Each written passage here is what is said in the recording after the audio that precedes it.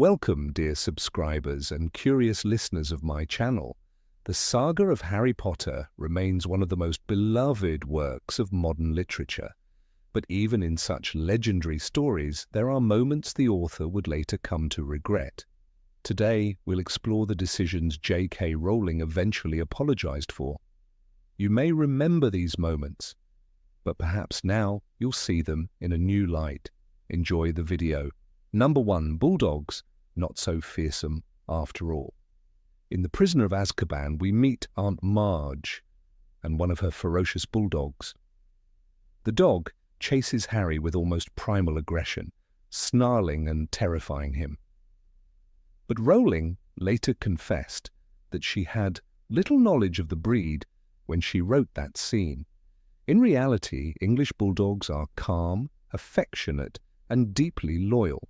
Such dogs are far more likely to snooze peacefully at your feet than to attack a child. Once she learned the truth, Rowling apologized to her readers, especially to bulldog owners who may have felt unfairly portrayed. Number 2. Dobby, a hero gone too soon. In the Chamber of Secrets, Dobby annoyed many readers with his chaotic antics and odd behavior, but over time he became one of the most cherished characters in the entire series. Unlike other house elves, Dobby had a distinct personality, loyal, selfless, and full of heart. Without him, Harry and his friends would never have escaped Malfoy Manor. That made his death all the more painful. Bellatrix Lestrange's dagger found its mark, and Dobby's life was cut short. Rowling later admitted she regretted this decision. Though she understood its dramatic weight, she confessed that writing his death was one of the hardest scenes in the series. Number 3. Severus Snape, another name on the altar. The final book was a merciless one. It was as if George R.R. Martin had briefly taken over. One beloved character after another fell. Fred Weasley, Mad-Eye Moody, Remus Lupin, and Tonks Dobby, and of course, Severus Snape. Snape emerged as a tragic figure whose true allegiance and sacrifice were only revealed at the end. After the book's release, Rowling received countless letters asking, did he really have to die? Couldn't his fate have turned out differently? A fan theory soon took root. Snape had survived. As a master of potions, surely he could have prepared an antidote in advance. Perhaps he simply faded into obscurity, choosing a quiet life in hiding. Who's to say? Number 4, Ron and Hermione, a couple few believed in. The romance between Harry and Ginny unfolded naturally, slow progression, inner turmoil, tender moments. But Ron and Hermione, that was a different story. Yes, there were hints in The Goblet of Fire, but nothing definitive. When the final book confirmed their relationship, many readers were confused. Rowling later admitted that she had made this choice for personal reasons, not necessarily for the sake of narrative logic. In hindsight, she felt Hermione might have been a better match for Harry, emotionally, intellectually, even spiritually. Emma Watson and Rupert Grint, who played Hermione and Ron, shared similar thoughts. Emma openly agreed, while Rupert once joked that Ron would likely be divorced, living alone in a small flat with no real ambitions in life. Number 5, the epilogue, 19 years later. Endings are vital to any story. In the epilogue of the Deathly Hallows, we see an older Harry, Ron, and Hermione sending their children off to Hogwarts. It's a poignant, symbolic moment, but not everyone embraced it. Rowling later revealed that she had considered a different ending. Her original idea was to show the trio graduating from Hogwarts, a true coming-of-age moment, a farewell to childhood. But after the brutal Battle of Hogwarts, that scene felt too light, too jarring. In the end, she opted for a quieter farewell, though not a perfect one. Many fans longed for that alternative ending, and Rowling apologized, acknowledging it may not have been the most satisfying choice. Number 6. Fred Weasley's death, Fred Weasley was laughter in the middle of fear. He cracked jokes when others cried. He made Hogwarts feel like home. With George by his side, he built a world of mischief and magic. They were never meant to be separated. And then in the chaos of the Battle of Hogwarts, Fred fell. It was sudden. A wall exploded. And that was the last time he ever heard Fred's voice. The line hit like a curse. There was no time to react, no final words, only silence, and George kneeling beside his twin, shattered. Readers wept. And this wasn't just a character dying. It was a piece of the Weasley family being torn away. Rowling later admitted the scene broke her. She cried while writing it. But she said Fred's death had a purpose. It showed the cost of war, that even joy could be destroyed. Still years later, she apologized. "Today I'd like to apologize for killing Fred Weasley. He was the funniest," she wrote on Twitter, and his twin was never the same. Number 7, the Batilda Bagshot scene. Godric's Hollow was supposed to be sacred, a quiet village where Harry's parents once lived, a place full of memory and loss. But the moment Harry and Hermione stepped into Batilda Bagshot's house, everything shifted. The silence became too heavy, the air too still. And then it happened. Batilda wasn't Batilda, she was Nagini in disguise, Voldemort's snake hiding inside a corpse. When the truth unraveled, it wasn't just a jump scare, it was horror. Her neck gave way like rubber, and the huge snake poured from the place where her head had been. That line still lives in the nightmares of readers. And in the film it was even worse. Twisting, hissing, the corpse snapping toward Harry. Children watching screamed. Rowling later said she regretted how far it went, that it might have been too much for younger readers. "I wanted to show real danger," she said. "Maybe I went too far." The imagery, the body horror, the sudden attack, it was intense. It wasn't fantasy anymore. It was a brief step into the horror genre. The scene did what it was meant to. It showed that no place was safe, that Voldemort's evil had even corrupted the past. But for many, it also crossed a line. Number 8, Colin Creevey's fate. He followed Harry everywhere, with a camera too big for his hands, and eyes full of admiration. Colin Creevey was just a boy, a Muggle born, a believer. He thought Harry was the greatest wizard who ever lived, and he never hid it. Not even when others doubted. Not even when it was dangerous. In Chamber of Secrets, he tried to visit Harry in the hospital wing. In Order of the Phoenix, he joined Dumbledore's army. He stood by Harry when it wasn't cool, when it wasn't safe. And in Deathly Hallows, he snuck back into Hogwarts to fight. He was too young, he wasn't supposed to be there. But he came anyway. He died during the Battle of Hogwarts. His body was carried in by Oliver Wood and Neville Longbottom. Colin Creevey, though underage, had sneaked back into the castle and was killed in the battle, the book says, that's all. No reaction from Harry, no memory, no goodbye. It stung. Fans noticed. They waited for Harry to stop and remember the boy who once begged him for a photo, but the moment never came. Harry moves forward. The war goes on. Colin disappears into the noise of death. Later, Rowling admitted she regretted that. She called Colin one of the most loyal students Hogwarts ever had. She said he got lost in the chaos of the final chapters. Too many names, too many emotions, she explained. And then she said, I should have done more for him. Because Colin wasn't just a side character, he was the heart of something pure. He fought because he believed. And he died with no one to speak for him. Even Harry. But readers remember, they always will. Number 9, Lupin and Tonks. They fought side by side. Remus Lupin, the quiet werewolf who never stopped blaming himself. Nymphadora Tonks, clumsy, bright, full of fire. They were unlikely, imperfect, and unforgettable. Their love felt like hope in the middle of a collapsing world. And then, without warning, They were gone. In the Deathly Hallows, we don't see how they die. There's no duel, no farewell, no last words, just a single line. Remus and Tonks's bodies lay side by side, hands almost touching. That's it. That's all we get. 2 lives, 2 hearts, ended off page. Readers stared at the text in silence, trying to make sense of it. They had just had a baby, Teddy Lupin, born into a world at war, and now orphaned, just like Harry was. Rowling later said it was intentional, a mirror of Harry's story.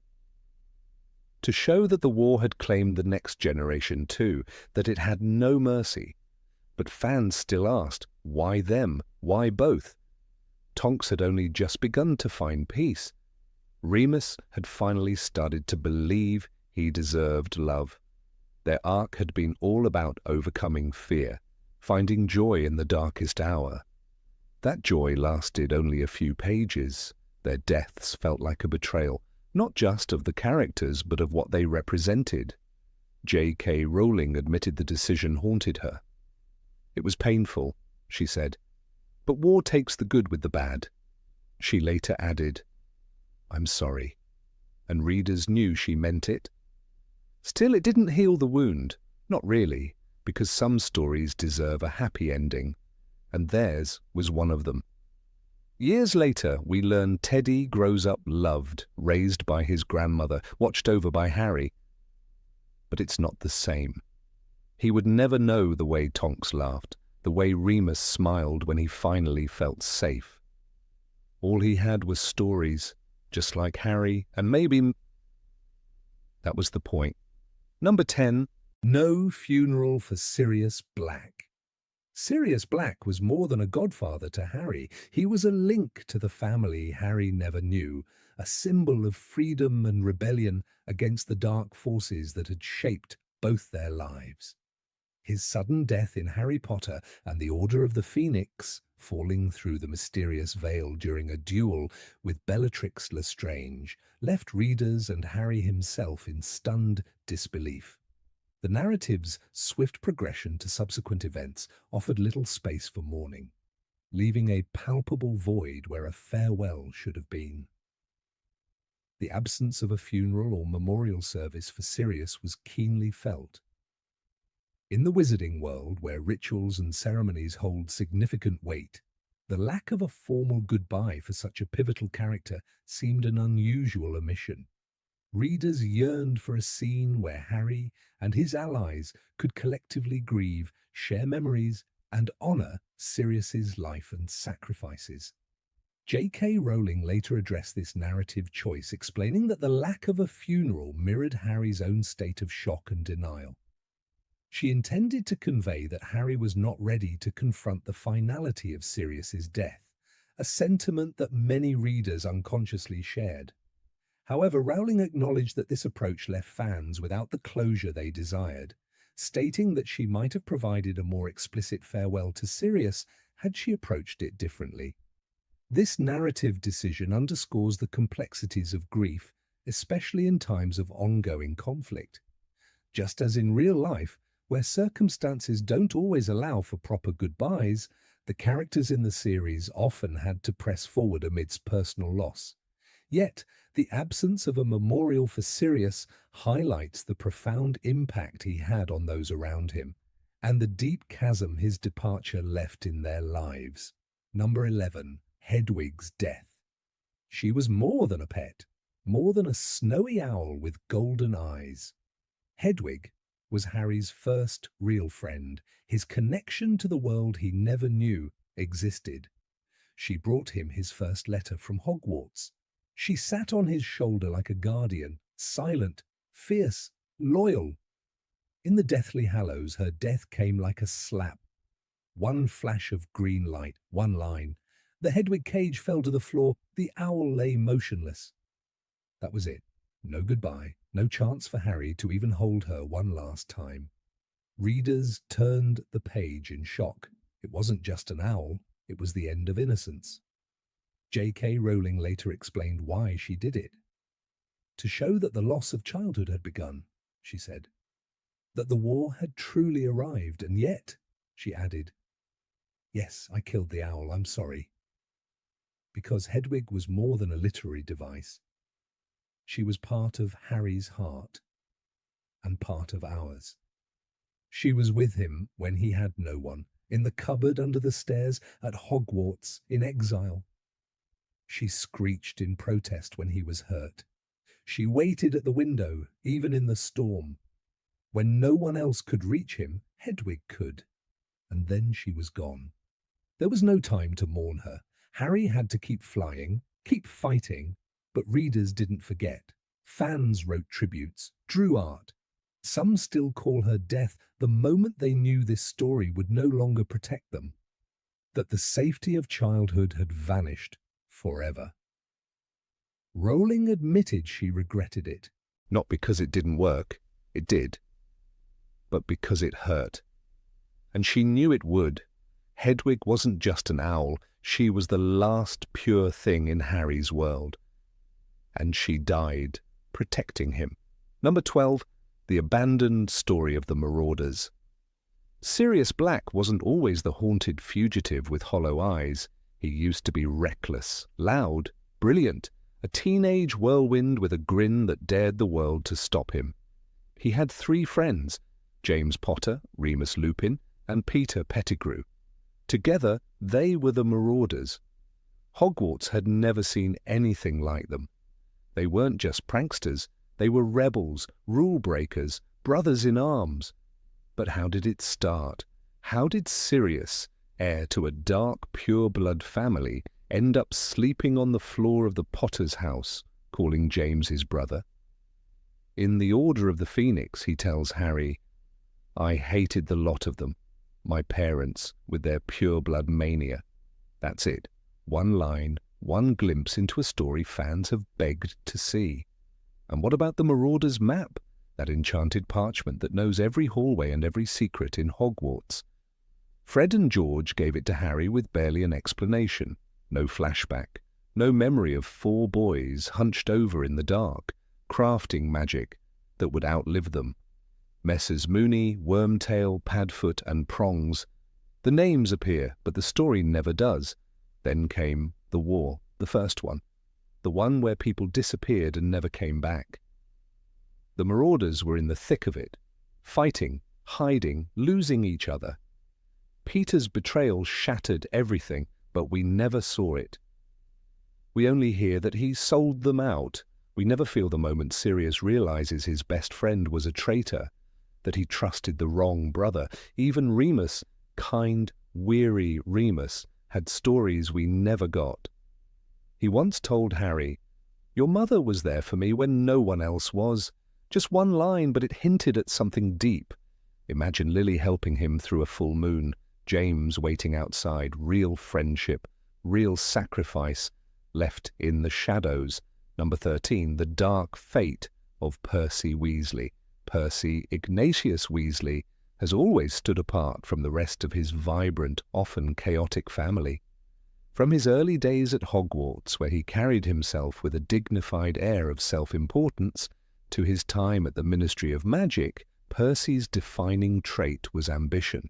He wore his prefect and head boy badges like armor, clung to rules as if they were sacred, and distanced himself from the eccentricities that made the Weasley household so beloved. While Fred and George would joke, Ginny would tease, and Ron would sulk, Percy remained stiff and proud, convinced that structure and recognition would lead him to greatness. But in that relentless pursuit of order and career, he lost something vital, his place within his own family. By the time Harry returned for his 5th year, Percy had already severed ties with the people who loved him most. Convinced that the Ministry's smear campaign against Dumbledore and Harry was the righteous path, Percy not only refused to believe his family, but actively chose Cornelius Fudge and bureaucracy over Arthur and Molly. In Order of the Phoenix, we learn just how deep this betrayal cuts. Molly sobs over a letter Percy sends her, one so cold and cruel that even her husband cannot conceal his pain. "It was a very angry letter," said Arthur. "He accused us of being traitors to the Ministry." The chasm between Percy and his family became almost unbridgeable. Perhaps the most haunting aspect of Percy's journey is not the betrayal itself, but the absence that follows.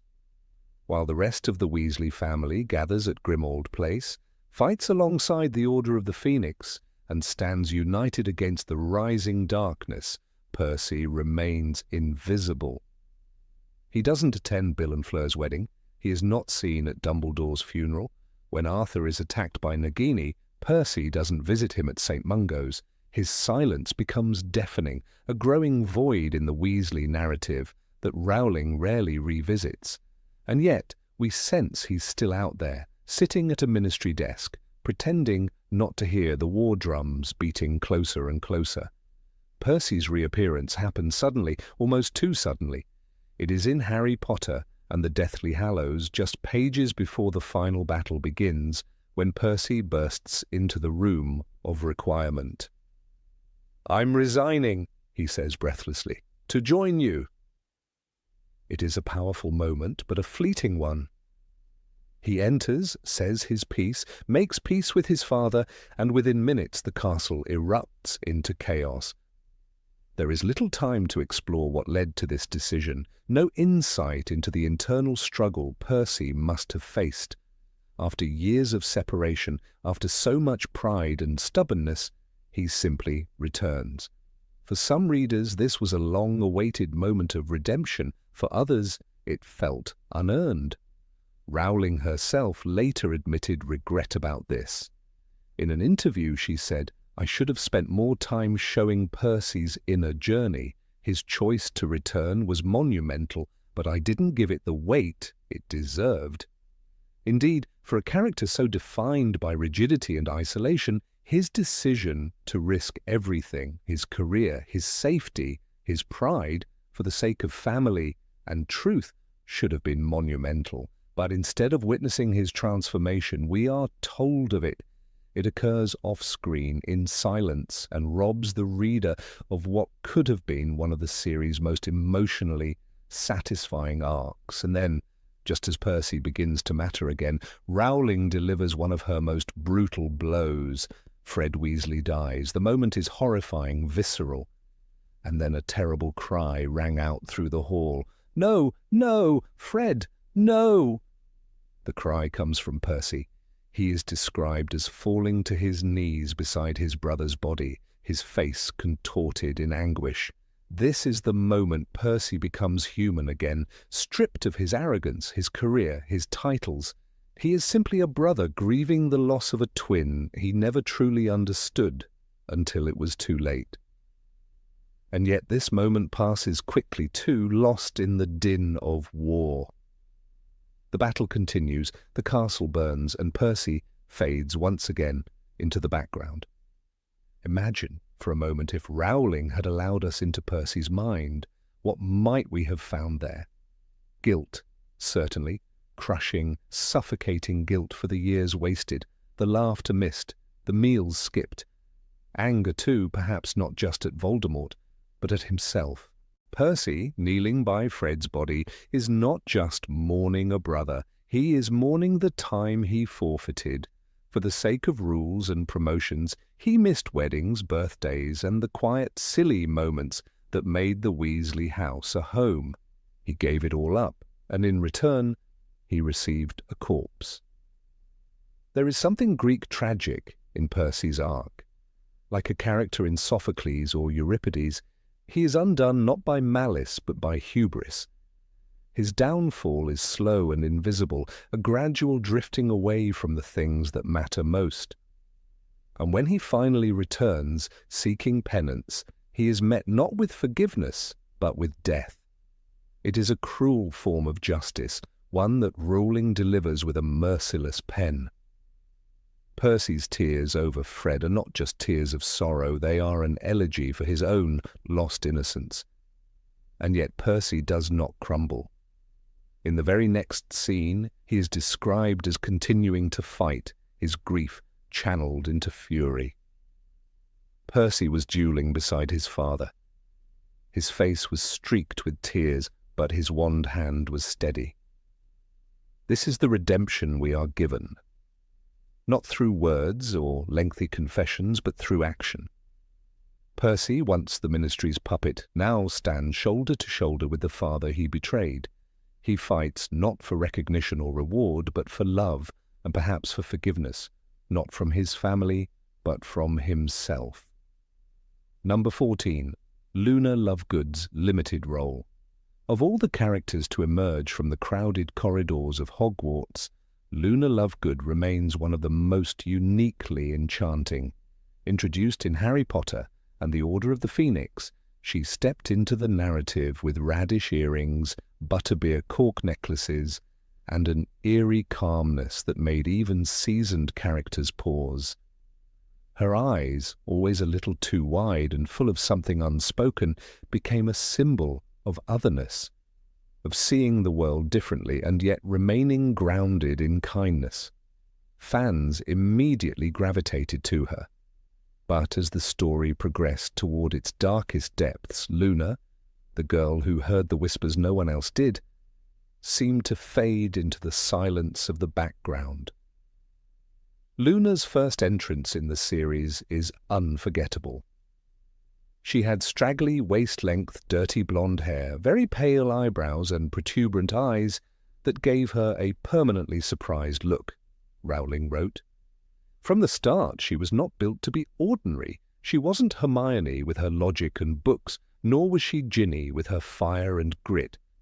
Luna brought something ethereal, an emotional clarity that cut through Hogwarts's stormy politics and teenage drama like moonlight.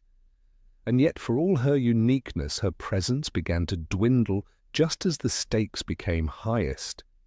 Many readers expected Luna to take a stronger role in the final battle, perhaps even a central emotional arc. What they received was far less. In the Deathly Hallows, Luna is captured by Death Eaters for speaking uncomfortable truths in her father's publication, The Quibbler. This choice made sense. Luna had always stood on the side of the unconventional, questioning official narratives. But the rescue mission, daring as it was, relegated her to a passive role. The girl behind bars, waiting to be saved. She did not fight her way out. She did not outsmart her captors. That was left to Harry, Ron, and Dobby. Luna, so often the voice of quiet wisdom, was reduced to silence. It's not that Luna disappeared entirely. She reappeared in the tunnels of Gringotts at Shell Cottage, and most memorably in the Room of Requirement. She fought bravely during the Battle of Hogwarts, dueling with fierce resolve. But her contributions were often brief and side-glanced. Harry notes her presence but doesn't dwell on it. She says wise things, like when she urges Harry to see the Grey Lady. But her words are swallowed quickly by the pace of war. Luna becomes a helper, not a hero. And yet she had been a hero before. In the Department of Mysteries, in Order of the Phoenix, she stood firm against death itself. While others panicked or fell apart, Luna was calm, almost eerie in her composure. "You're not going mad?" she told Harry, as he heard whispers from behind the veil. "I can hear them too." Those words did more than reassure. They bonded two deeply misunderstood souls, Luna, who had lost her mother to an experiment gone wrong, and Harry, who had lost nearly everything. That moment, that quiet, shared grief, had the potential to bloom into something profound. But the story moved on. Rowling has since acknowledged that she wished she had done more with Luna. In an interview years after the series concluded, she said, "If I were writing all over again, Luna would have a much bigger role. Her voice deserved more space." Fans clung to this admission, not because it resolved anything, but because it confirmed what they already felt. Luna's absence was not imagined. It was real. And it was a missed opportunity. Even in The Cursed Child, the stage play sequel that brought many beloved characters back into the spotlight, Luna exists mostly offstage. She is mentioned briefly, married to Rolf Scamander, a magi zoologist and grandson of Newt, and mother to twins, we hear she becomes a naturalist chasing mythical creatures into the wild, but we never hear her voice. We never see her interact with Harry again. The girl who once believed in nargles and thestrals is given no space to share what she's seen in the years since the war. Luna's adult story remains fragmented. We know from Rowling's Pottermore entries that she discovered new species and remained wonderfully eccentric. But her transformation from war survivor to world explorer is only hinted at. One must wonder, did she ever feel the weight of the battle she survived? Did she mourn the friends she lost? Or did she, as always, float just above the pain, smiling through it? There's something haunting in Luna's silence. Characters like Neville Longbottom received a full arc, from fumbling boy to sword-wielding hero. Luna, too, had potential for a similar trajectory. But where Neville grew louder, Luna seemed to retreat into herself. Perhaps that was by design. Not all growth is external, but fans long to see her inner world more clearly, to know what wisdom she carried after witnessing Voldemort's return, the fall of Hogwarts, the death of Fred Weasley. One of Luna's most touching scenes comes at Bill and Fleur's wedding, when she recognizes Harry in his polyjuice disguise. "Hello, Harry," she says dreamily. "You look very nice." While everyone else is fooled, Luna sees through the illusion. It's a brief moment, but telling. Luna's perception operates on another level, not bound by appearances or logic. She sees essence. That ability could have been instrumental in the war. But instead it becomes a curious aside, a charming detail in a sea of chaos. Luna's kindness is another element that begged for further exploration. When others doubted Harry's account of Voldemort's return, Luna believed him without hesitation, not because she needed proof, but because she trusted him. That kind of faith, quiet, steady, is rare. In a world of shouting and suspicion, Luna listened. Her friendship was unconditional. "People expect you to have cooler friends than us," she once told Harry with a sad smile. But what Harry needed was not coolness, it was loyalty, and Luna offered it in full. Number 15, Draco Malfoy's abrupt ending. Draco Malfoy entered the story like a storm cloaked in silk, proud, sharp-tongued, and born with a silver spoon he would never let anyone forget. From the very first encounter with Harry Potter aboard the Hogwarts Express in Philosopher's Stone, he marked himself as a character difficult to like. "You'll soon find out some wizarding families are better than others, Potter. You don't want to go making friends with the wrong sort," he declared, offering Harry a handshake laced with entitlement. Harry declined, and with that rejection, a rivalry was born. Not just between two boys, but between ideologies, expectations, and the weight of family legacy. Yet beneath the sneer and swagger, a more fragile truth about Draco Malfoy always lurked, one we were only allowed to glimpse too late. As the series grew darker, so too did Draco's life. He was no longer simply the schoolyard bully who mocked Hermione for her heritage or tried to get Hagrid fired. By the time Half-Blood Prince begins, the boy who once gloated over Quidditch wins and house points is gone. In his place stands a 16-year-old caught in a deadly mission to assassinate Albus Dumbledore, and for the first time, Draco Malfoy looks frightened.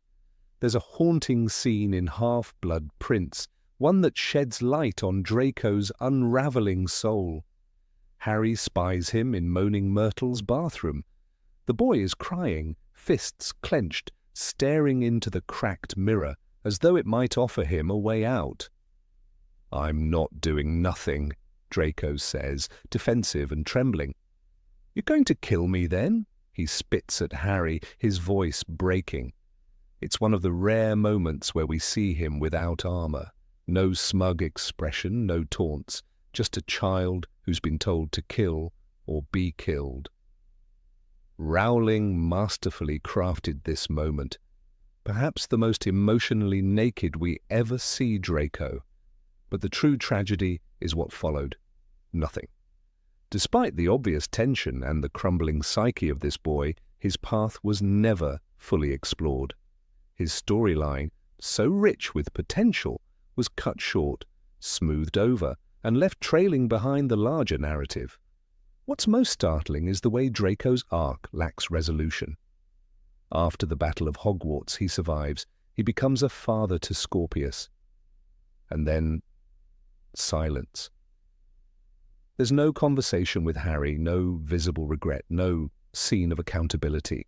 For a character who spent years representing the very ideologies the books fought against, blood purity, elitism, blind loyalty, the lack of redemption feels like a gap so wide it echoes. In contrast, characters like Severus Snape received a fully fleshed-out redemption arc. We saw his motivations, his choices, his sacrifices. We cried for him.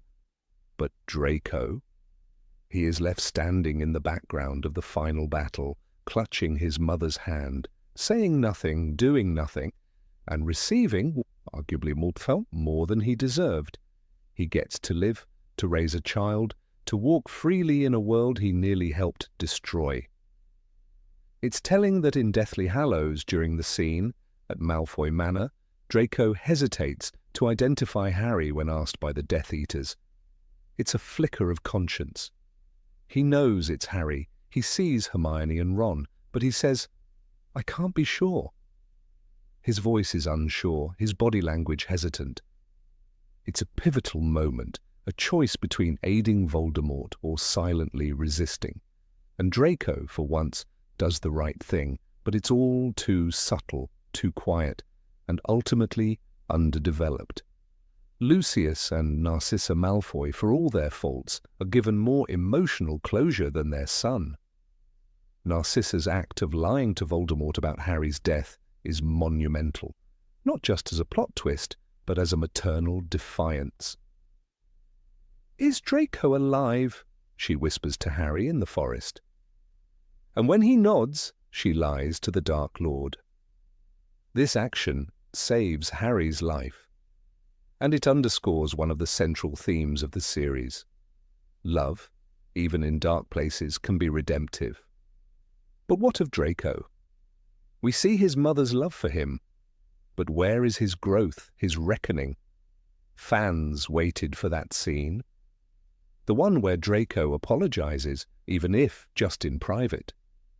Where he acknowledges that his words and actions hurt others. That he regrets calling Hermione a filthy little mudblood. That he realizes siding with the Death Eaters was not just dangerous but wrong. But we never got it. Not in the books, not even in the epilogue. In an interview years later, J.K. Rowling admitted that perhaps she had missed an opportunity with Draco.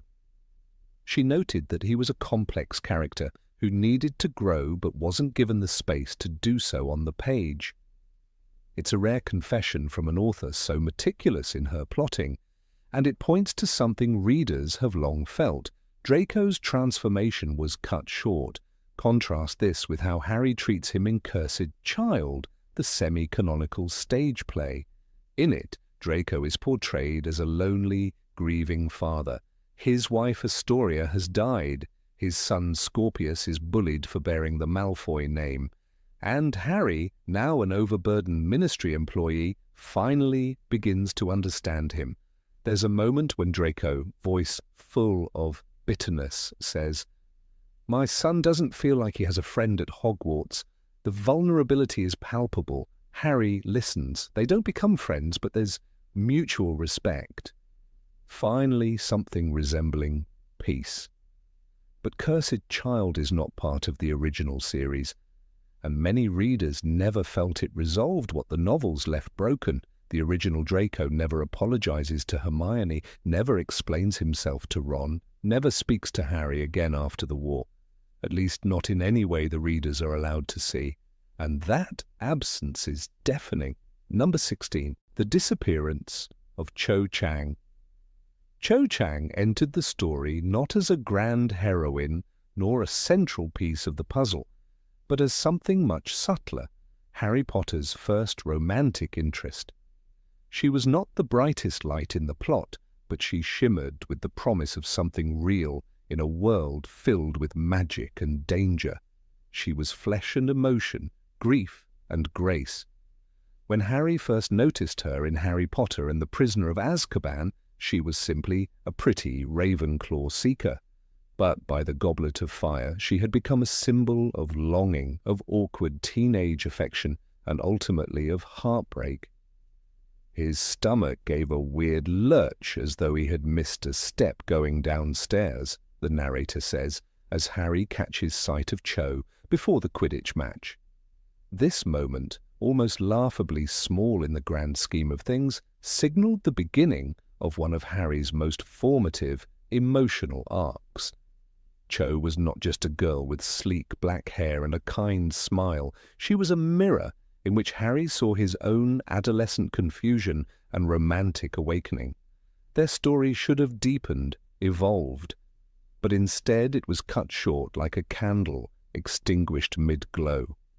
Their dance began in earnest during the Goblet of Fire, when Harry, mustering all the courage a 14-year-old boy can, asked Cho to the Yule Ball. It was one of the most relatable and human moments in the entire series. Cho, I wondered, would you like to go to the ball with me? He asked, heart in his throat. She turned him down, apologizing gently. Oh, Harry, I'm really sorry, she said, eyes wide. But I've already said I'll go with someone else. The sting was bitter, but real. Cho was with Cedric Diggory, and Harry was left to wrestle with rejection for the first time. The tragedy of Cedric's death at the end of the Goblet of Fire transformed Cho from a schoolgirl into a grieving figure. She became the emotional core of a subplot that could have explored loss, trauma, and the healing power of human connection. By the time Order of the Phoenix begins, Harry and Cho have found themselves thrown into each other's orbits again, two wounded souls haunted by the same ghost. This should have been the beginning of a deeper, more complex relationship. Instead, it became the start of a brief, awkward interlude. Their kiss, wet with tears, trembling and hesitant, was anything but magical. It was wet, Harry tells Ron, bewildered and unsatisfied. Cho's grief lingered heavily between them, turning moments of potential intimacy into uncomfortable misunderstandings. When she cried during their kiss, some readers laughed, others cringed, but in truth it was perhaps the most authentic depiction of a teenage kiss ever printed in a fantasy book. The reality of grief, love, and confusion collided in that moment. Cho wasn't ready to move on, and Harry didn't know how to help her. Their romance unraveled like a frayed thread. The book doesn't shy away from showing their incompatibility, but it also doesn't give Cho much room to be more than a sad girl with a fractured heart. When she defends her friend Marietta Edgecombe, who betrayed Dumbledore's army to Umbridge, Harry becomes angry, and their relationship implodes. "She's your friend and you're defending her?" he says. Cho's protest is logical. Marietta didn't want to be in the DA to begin with, but the narrative sides firmly with Harry. The story doesn't allow Cho's emotional complexity to unfold. It simply moves on. After this, Cho fades. By the time Half-Blood Prince arrives, she is barely mentioned. A girl who once stood at the center of Harry's emotional world now drifts at the edge of the page like a forgotten dream. She returns only briefly in Deathly Hallows during the final battle at Hogwarts. In that moment, Harry sees her again, and there is a flicker of the old connection, but it is gone as quickly as it appears. Cho had turned up with the rest of the DA, Rowling writes, and that's it. A glimpse, a shadow. This disappearance did not go unnoticed by fans. Many readers felt that Cho was discarded rather than allowed to evolve. She was never given the chance to become her own character outside of Harry's perspective. Even in her most vulnerable moments, such as when she cried over Cedric, the narrative positioned her as a problem, a complication in Harry's emotional journey rather than a person with her own pain. J.K. Rowling herself later admitted that she regretted how she handled Cho. "I too quickly removed her from the story," she said in an interview years after the final book was published. She acknowledged that Cho's grief deserved more exploration, especially in a series that so often lingered on the emotional fallout of trauma. Cho had witnessed death, betrayal, and heartbreak, but unlike Harry, Ron, or Hermione, she was not given the narrative space to process it. The sidelining of Cho Chang raises deeper questions about how female characters are treated when they are no longer relevant to the male hero's growth. Cho was crucial when she served as Harry's romantic interest, but once that role ended, she faded. This is a pattern not unique to Rowling's work, but it feels particularly stark in a series where so many characters were allowed complex arcs. Luna Lovegood, for example, blossomed from a quirky outsider into a beloved friend and warrior. Ginny Weasley grew from Ron's shy sister into a fierce fighter and partner, but Cho was left behind. The irony is that Cho's story had the potential to offer something unique. As a girl who lost a boyfriend to senseless murder and tried to heal, she could have served as a powerful symbol of resilience. She could have found her own way to resist Voldemort, not just as a background member of the DA, but as someone who turned her grief into strength. Instead, she became a narrative footnote. Even her brief return in Deathly Hallows felt unfinished. When she offers to accompany Harry to the Ravenclaw common room, Ginny swiftly intervenes, insisting that Luna go instead.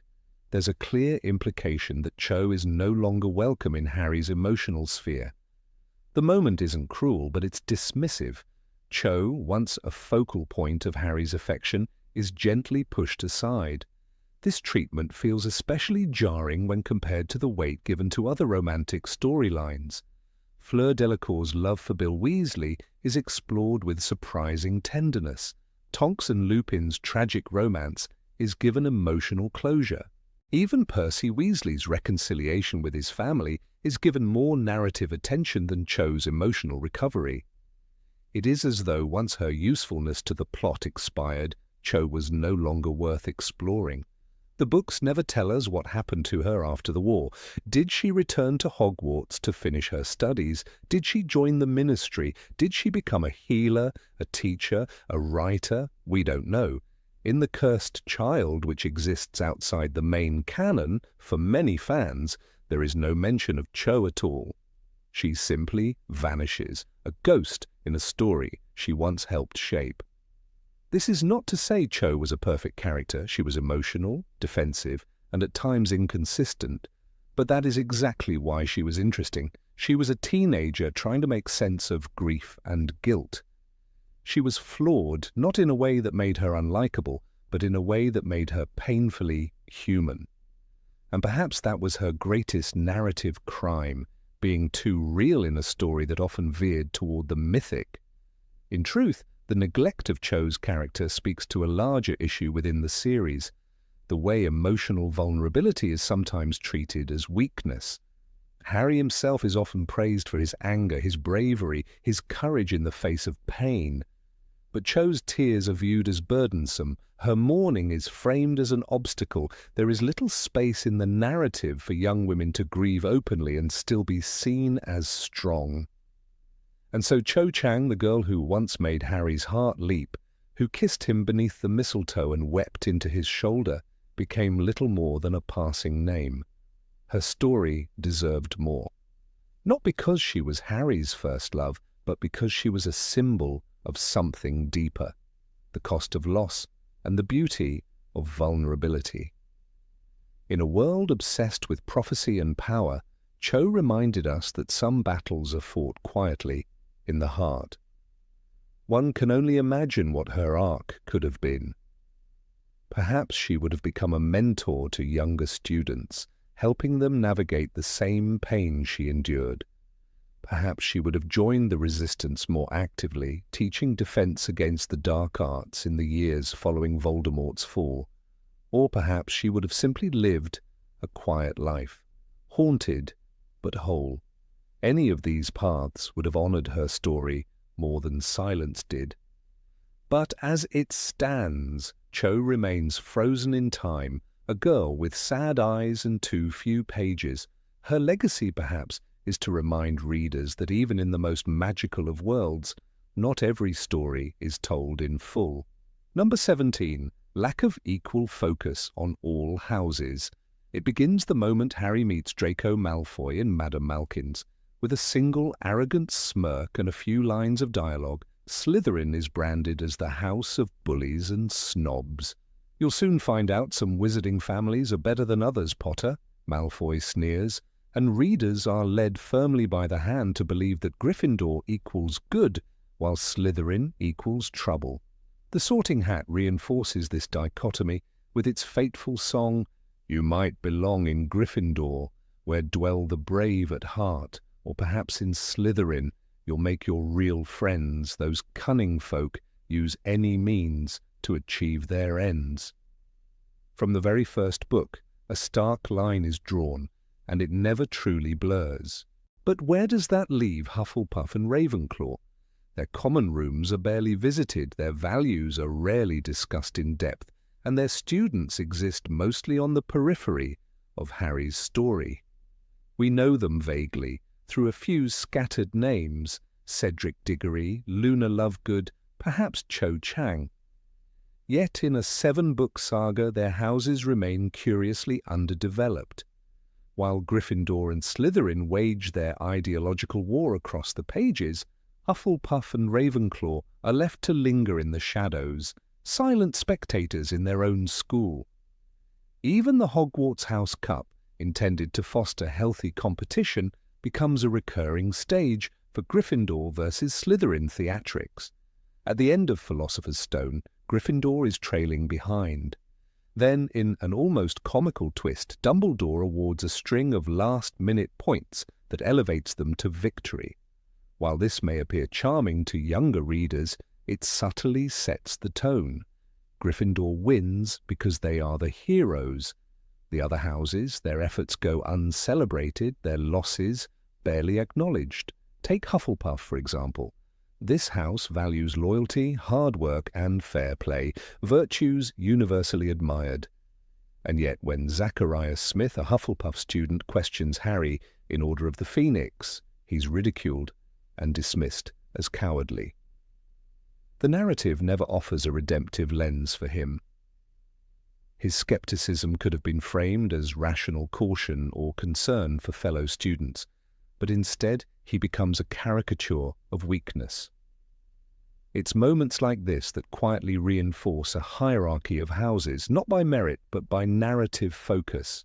Cedric Diggory, perhaps the most positively portrayed Hufflepuff, stands as a tragic exception. He was a good and loyal friend, a hard worker, a great student, Dumbledore says during the eulogy in Goblet of Fire. Yet even Cedric, despite his bravery and honour, ultimately exists to further Harry's arc. His death is a catalyst for the return of Voldemort, but beyond that Hufflepuff fades again into the background. Then there's Ravenclaw, home to intellect, wisdom, and creativity. The traits are inspiring, yet rarely explored with depth. Luna Lovegood, quirky and beloved, becomes the house's most prominent figure. But Luna, though a fan favourite, is often treated with amused condescension by her peers. Even Hermione, the brightest witch of her age, is not placed in Ravenclaw, though her intelligence is unmatched. Instead, she is slotted into Gryffindor, reinforcing the idea that bravery must always outweigh wit. One cannot help but feel that the Sorting Hat's function is less about exploring a child's deepest qualities and more about categorizing them for narrative convenience. When Harry wonders aloud whether he should be in Slytherin, the Hat replies, "You could be great, you know. It's all here in your head, and Slytherin will help you on the way to greatness." But then, almost apologetically, it places him in Gryffindor, confirming what the story demands. Greatness in Slytherin? Perhaps, but not for our hero. Even the design of the house's dormitories tells a story. Gryffindor's warm common room is filled with armchairs and a crackling fireplace. Slytherin's is submerged in green light beneath the lake. Ravenclaw's is a mysterious tower, accessible only by answering a riddle. Hufflepuff? Its entrance is near the kitchens, described as cosy, earthy, and round. Inviting, yet never shown to us in the main series. We hear of it only through supplemental materials or interviews. In the books, it remains unseen. Joanne Rowling herself later admitted to underrepresenting certain houses, particularly Hufflepuff. In a public Q&A, she once said, "I underestimated how important the houses would become to readers. I should have shown more of Hufflepuff. I'm sorry, Hufflepuff."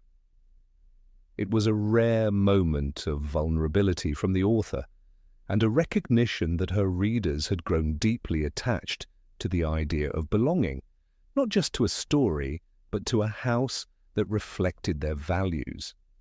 This lack of balance isn't just a missed opportunity for diversity of perspective, it has cultural consequences. Fans sorted into Hufflepuff or Ravenclaw often report being treated as afterthoughts in fandom circles. Jokes abound. Hufflepuff is for the leftovers, the kind but unremarkable. Ravenclaws are the nerds, aloof and emotionless.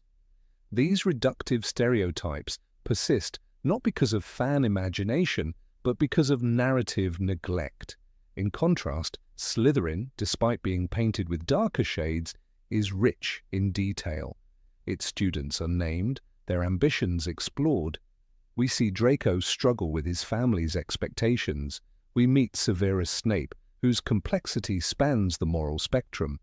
Even Tom Riddle's transformation is traced in depth. He was the most brilliant student Hogwarts ever had, Slughorn recalls, in Half-Blood Prince. Slytherin may be villainized, but it is never ignored. This imbalance affects our understanding of moral complexity. Gryffindors, by virtue of their house, are granted near-automatic moral high ground. Ron can be jealous, Harry can be reckless, Hermione can be harsh, but the narrative forgives them. They are brave, and that justifies everything. Slytherins must earn every scrap of redemption, often posthumously. Think of Snape, whose true loyalties are revealed only after his death. "Look at me," he whispers to Harry, and we finally see the man behind the mask. What could have been achieved if more space was given to characters like Susan Bones or Terry Boot? What untold stories lay behind the doors of Ravenclaw Tower or the cosy hearth of Hufflepuff? Imagine learning about the inner life of a Ravenclaw struggling with perfectionism, or a Hufflepuff caught between loyalty and justice. These stories would not only diversify the narrative, they would reflect the readers themselves, many of whom do not fit neatly into the binary of courage versus cunning. It's not as though opportunities were lacking. During the Battle of Hogwarts, students from every house took a stand. The Hufflepuffs, virtually to a person, stayed, as did half of Ravenclaw, the narration tells us in Deathly Hallows. In that moment, we finally see what had been there all along: unity, strength, and valor across the board. But by then, it's almost too late. Their heroism is acknowledged in passing, not in action. We hear of their bravery, we rarely witness it. Fan communities have tried to fill in the gaps. Countless fanfics, house headcanons, and role-playing stories now exist to give life to the overlooked houses. In some, Ernie Macmillan becomes a steadfast leader. In others, Padma Patil is a strategic genius. It's as if readers collectively decided to write the missing chapters themselves. Rowling built the house foundations, but the fans built the homes. It's also worth noting that the house traits themselves often overlap. Loyalty exists in Gryffindor and Hufflepuff. Intelligence defines Hermione as much as it does Luna. Cunning is present in both Snape and Dumbledore, yet the Sorting Hat's rigid system imposes categories that rarely reflect the fluidity of real human nature. It simplifies identity in a way that may serve plot mechanics but stifles character complexity. In many ways, this binary portrayal mirrors real-world narratives of good versus evil, hero versus villain. But real life is more Hufflepuff and Ravenclaw than we care to admit. Most of us are not charging into battle or scheming for power. We are solving problems, showing kindness, finding quiet courage. The Hogwarts houses, when equally explored, could have shown that heroism comes in many forms. One cannot rewrite the books, but one can imagine what could have been. A subplot where a Ravenclaw student unravels a key mystery. A Hufflepuff who mentors a younger student with patience and wisdom. A Slytherin who chooses empathy over ambition. These are the stories the text gestures toward, but never quite tells. In the end, Hogwarts was meant to feel like home, but for many readers, especially those sorted into the lesser-seen houses, it felt more like visiting someone else's house, a place you're welcome in but not truly part of. The magic was real, yes, but the representation was not always equal, and yet the houses endure. Fans wear their colours with pride, yellow for loyalty, blue for wit, green for ambition, red for courage. They embrace what the books only hinted at, that every house holds greatness, that every student has a story worth telling. Perhaps in the quiet spaces between the chapters, those stories were always there, waiting to be heard. Number 18, Peter Pettigrew's death. Of all the traitors, perhaps none was more pitiful, more tragic than Peter Pettigrew, the marauder who chose fear over friendship and loyalty to darkness over courage. In Harry Potter and the Deathly Hallows, his final moment comes not with glory, nor redemption, nor even a full sentence. It comes with a sound, a snap, as the silver hand gifted to him by Voldemort turns against him, and just like that he is gone. But if you pause just long enough, there is a flicker, a whisper of something more, a hesitation, a crack in his armour of cowardice, and in that crack Rowling planted something unfinished. Peter Pettigrew, once known affectionately as Wormtail, was never meant to be the hero. He was the follower, the quiet one, trailing behind James, Sirius, and Remus. He was the kind of boy who admired power because he never had it. When he betrayed the Potters, he did so not out of malice, but fear. "He's a coward," Sirius once spat, with more bitterness than hatred. And indeed, Peter's choices were consistently marked by a desperate desire to survive, at any cost.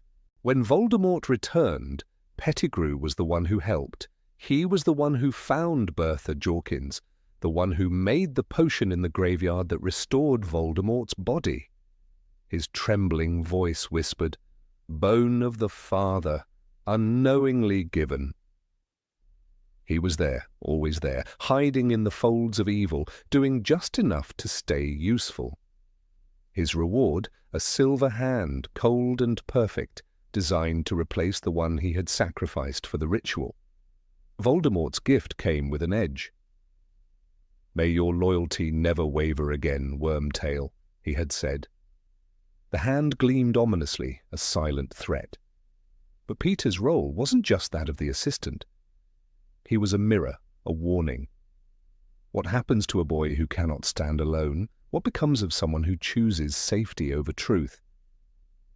Pettigrew's life was a chain of such decisions, and in the end, the chain strangled him.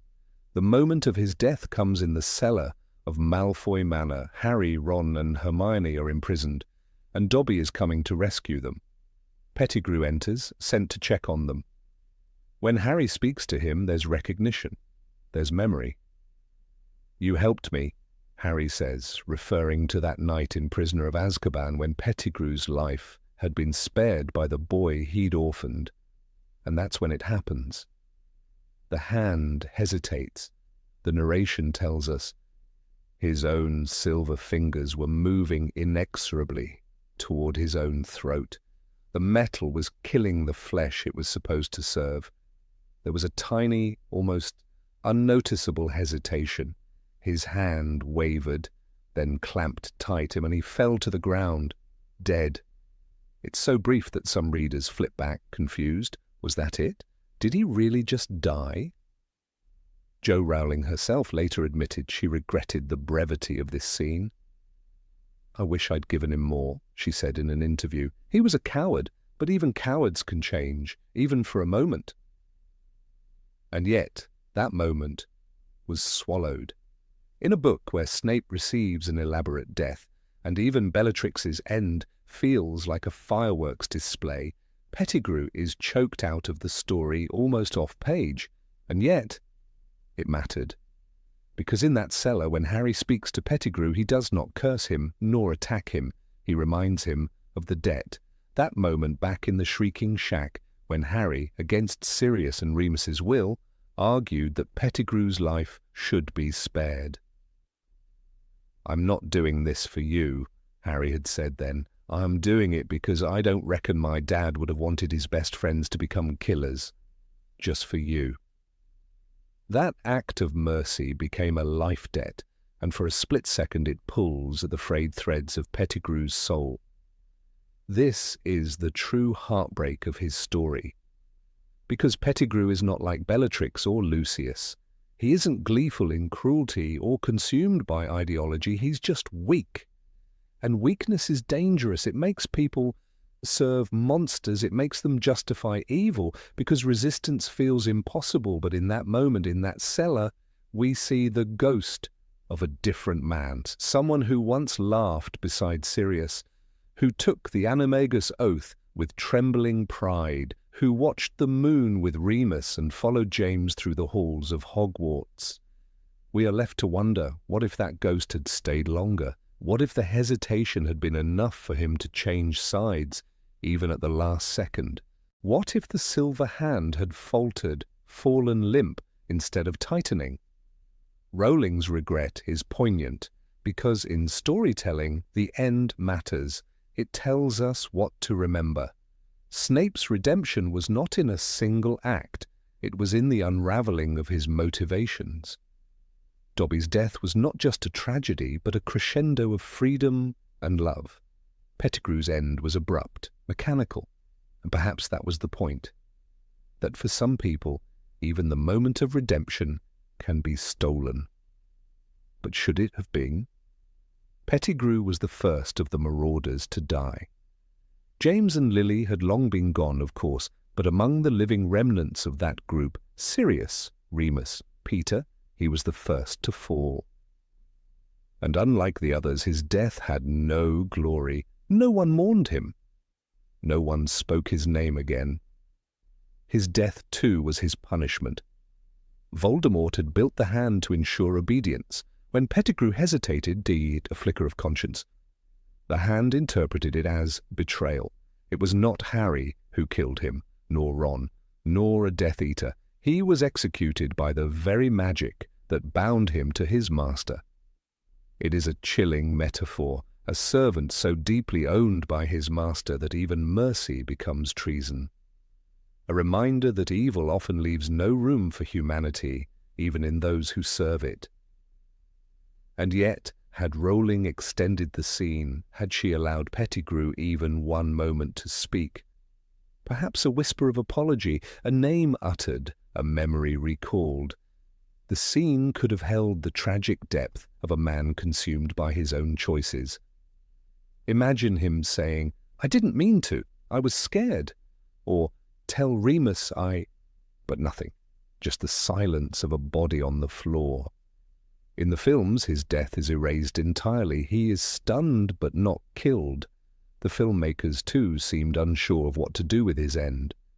As if the character didn't earn a full arc, didn't deserve closure, but that very denial is what makes his story so haunting, because in Pettigrew we see what could have happened to Neville had he let fear define him, what could have happened to Ron if jealousy had triumphed, what could have happened to any of them if they chose self-preservation over loyalty. He is a shadow of the others, a warning etched in the margins.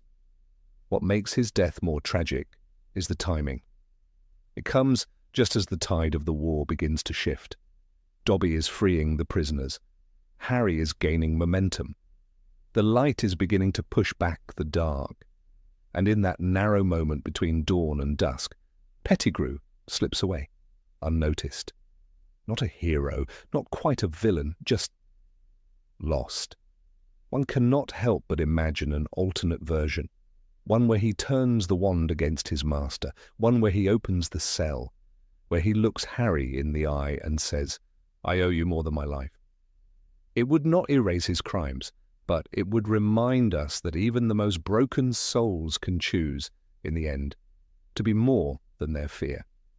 Perhaps Rowling wanted to deny him that satisfaction, to say some choices cannot be undone. And yet by giving him that moment of hesitation, she acknowledged that the human soul is rarely all light or all dark. Peter Pettigrew died as he lived, caught between loyalties, unable to choose fully. But for one heartbeat, he chose not Voldemort, and in doing so, he condemned himself. That, more than anything, is the tragedy. That in the moment he tried to be more, the world, or at least the hand, did not let him. We may never know what might have happened if Rowling had written one more paragraph, if she'd given him a final thought, a final line, something that said, "I remember." But perhaps that's the point. That redemption, when left too long, becomes unreachable. Still, in the tapestry of the saga, that silver hand shines like a cold star. And though it closed around his throat for a moment, it trembled, and in that tremble we saw not forgiveness, not glory, but humanity. And that, in the end, is what makes Peter Pettigrew unforgettable. Number 19, ignoring the Muggle perspective. From the moment Harry Potter stepped into the cupboard under the stairs at number 4 Privet Drive, the ordinary world of Muggles stood side by side with the mysteries of magic. The Dursleys were grotesque and absurd, but they were also painfully real, a window into a world where electric kettles whistled, postal deliveries came at 10, and fear was far more mundane than magic could ever be. But as the pages turned, that ordinary world faded. By the time Voldemort returned and the Second Wizarding War gripped the magical community, the Muggles were little more than shadows, a background hum in a story that had once promised to connect both realms. Yet surely the rise of a Dark Lord obsessed with purity, a supremacist who viewed Muggles as inferior, even less than human, could not have left the non-magical world untouched. One must ask, what were the Muggles doing during the Second Wizarding War? Joanne Rowling once admitted in an interview after the final book was released, "Everything that happened was too bound within the walls of Hogwarts. I regret not expanding the view." This regret echoes a sentiment long shared by her readers who wondered why the world that Harry once belonged to, the world of early morning alarms, math homework and neighborhood gossip, simply vanished from the narrative as though erased by Obliviate. When Voldemort returned in Goblet of Fire, he murdered Frank Bryce, an elderly Muggle groundskeeper who worked at the Riddle House. The killing was swift and brutal. It occurred in Chapter 1 before Harry's dream even ended. That moment, however, was not only a signal of Voldemort's return, it was a reminder that Muggles were never safe. And yet Frank Bryce's death remained an isolated incident, uninvestigated, unacknowledged by Muggle authorities, a whisper lost in a world not meant to understand magic. The Quidditch World Cup disaster offered another flash of the truth. When the Death Eaters stormed the campsite, dragging Muggles through the air and casting the dark mark into the sky, it was not only a display of power, it was terrorism meant to send a message. The Roberts family, the Muggle campsite owners, were tortured, their memories were altered, their minds broken. And yet again, nothing followed. No response from the Muggle Prime Minister, no newspaper reports, no one in the Muggle world seemed to care. Or even know, but that's where the silence becomes deafening. In Half-Blood Prince, Rowling opened a single chapter to the Muggle Prime Minister. It was a brilliant moment, eerie and powerful. The Prime Minister sat behind his desk as Cornelius Fudge and later Rufus Scrimgeour informed him that the collapses of bridges and other strange happenings were not accidents. It was a murder, Fudge admitted, speaking of a recent magical attack. The Prime Minister's horror was palpable. But for heaven's sake, you're wizards, you can do magic. Surely you can sort out, well, anything. And yet, the chapter ends with the Prime Minister once again being left in the dark, voiceless, powerless, reduced to a puppet who would be kept vaguely informed, but never truly included. The moment, while haunting, was also frustrating. It was a single glimpse into the possibility of magical and non-magical worlds colliding, and it was never explored again. By the time Deathly Hallows arrives, Muggles are completely gone. London lies in some form of peril, but the threat is nebulous. The war rages in forests, castles, basements, but never in shopping malls, never in the schools where Harry once tried to do arithmetic. Even when Voldemort takes over the Ministry of Magic, the control over Muggles is largely theoretical. Mudbloods are hunted yet. But what of their families? Did Hermione's parents, once seen brushing their daughter off at King's Cross, fear for her? Did the government find them, or were they lost in a vacuum? Hermione erases their memories, sends them to Australia. A dramatic gesture. And yet even this act happens off-page. Her parents, Muggle dentists, are turned into ghosts in her life. We never see them again. They become victims of war without even knowing it. And when the war ends, the reversal of their memory is not even shown. For all we know, they're still walking the shores of Sydney, thinking themselves to be Wendell and Monica Wilkins. The erasure of Muggles is not just a narrative oversight, it's a thematic wound. Voldemort's ideology is rooted in Muggle hatred. His entire rise is built upon the idea that Muggles are lesser, that they have contaminated the wizarding bloodlines. His followers, the Death Eaters, proudly speak of Muggles as animals, and yet we never see them commit a single act of violence directly against Muggle communities after Goblet of Fire. The war becomes self-contained, wizard against wizard, a civil war rather than a genocide. But imagine the alternative. Imagine if, during the height of Voldemort's reign, entire Muggle neighborhoods began to suffer strange disappearances. A train full of Muggles vanishes into mist. Hospitals overflow with patients whose minds have been shattered by the Cruciatus curse. A small town begins to whisper of shadows in the sky, and one brave schoolteacher writes to the Times only for the letter to be intercepted by the Ministry. A Muggle reporter investigates the pattern, and then goes missing. None of this is shown, but it could have been. Rowling's world-building is extraordinary, but it favours internal coherence over global consequence. Magic remains hidden. That's the rule. But when the stakes become apocalyptic, can the curtain really remain closed? In Order of the Phoenix, the Dementors attack Harry and Dudley in Little Whinging. It is the only time the magical world visibly spills into the Muggle suburbs during Voldemort's second rise. Dudley is traumatized, Harry is nearly expelled, and yet no neighbours report the strange event. No follow-up is shown. The Dursleys return to their comic routine. The Muggle world remains unaware, untouched. Even the Dursleys, who have lived with a magical boy for years, never truly grasp the magnitude of what is happening. When the Order comes to escort Harry away, they are bewildered, dismissive, pathetic. Petunia, who once knew more than she admitted, who had, in her youth, longed to be part of the magical world, is reduced to a joke. "You didn't just lose a mother that night in Godric's Hollow, you know," Dumbledore tells Harry. "I lost a sister." But that humanity is never explored. The Dursleys never understand the war. They are moved to safety like inconvenient chess pieces. The tragedy of this silence is that it undercuts the bravery of Muggle-borns like Hermione. She is a girl born to ordinary parents who love her, and she walks knowingly into the most dangerous conflict her world has ever seen.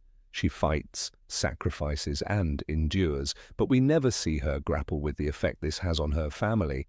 When the trio hides in the Forest of Dean, camping in the cold, hunted and wounded, does Hermione ever think of her parents? Does she wonder if they are safe? We're told she does, but it is never shown. Neville Longbottom, raised by his magical grandmother, watches his parents live in St. Mungo's, victims of magical torture. But what about Muggle victims? Why does the hospital not hold Muggles who have been struck by stray spells, Cruciatus curses, or obliviation gone wrong? Do such patients exist? Would healers ever consider them worthy of treatment? Even the Battle of Hogwarts, the grand finale, remains sealed off. The village of Hogsmeade is close by, a seat, and yet no Muggles appear. No reporters, no police, no parents of Muggle-born students arrive to search for their children. The war ends where it began, within magical walls. And in the aftermath, silence. No ceremony for the Muggle victims, no reconciliation with the Muggle government, no reckoning, as if the war never touched them at all. This neglect is not just a storytelling oversight. It reflects a deeper theme, the divide between worlds. Perhaps Rowling intended it that way. Perhaps she wanted the magical world to remain self-contained, a secret even unto itself. But secrets cannot survive war. And silence, too long maintained, becomes complicity. It is ironic that the very first sentence of Philosopher's Stone opens with Mr. and Mrs. Dursley, who were proud to say that they were perfectly normal. Thank you very much. The story begins in the Muggle world. It ends far from it. But what if that world had remained closer? And what if the war had burned into both realms? In fan fiction, readers have filled the void. Stories exist of Muggle resistance groups, of secret alliances, of Muggle parents who refuse to forget their children's world. One story imagines Dudley Dursley forming a charity for children with strange talents. Another paints the Prime Minister as a man haunted by letters he can never publish. These echoes reflect a hunger, a desire to reconnect with the world that made Harry, that gave him Dudley and tuna fish sandwiches and grey school uniforms and cupboard doors that stuck. Magic may be hidden, but consequences are not. In Deathly Hallows, Harry walks into the Forbidden Forest to die. He does so not as the boy who lived, but as a young man who once lived in a world of alarm clocks and playgrounds. And yet that world never knows his name, never hears his story. The Muggle world sleeps, while a war rages next door. It is a silence that should have been broken. It is a story left untold, and perhaps one day someone will write it.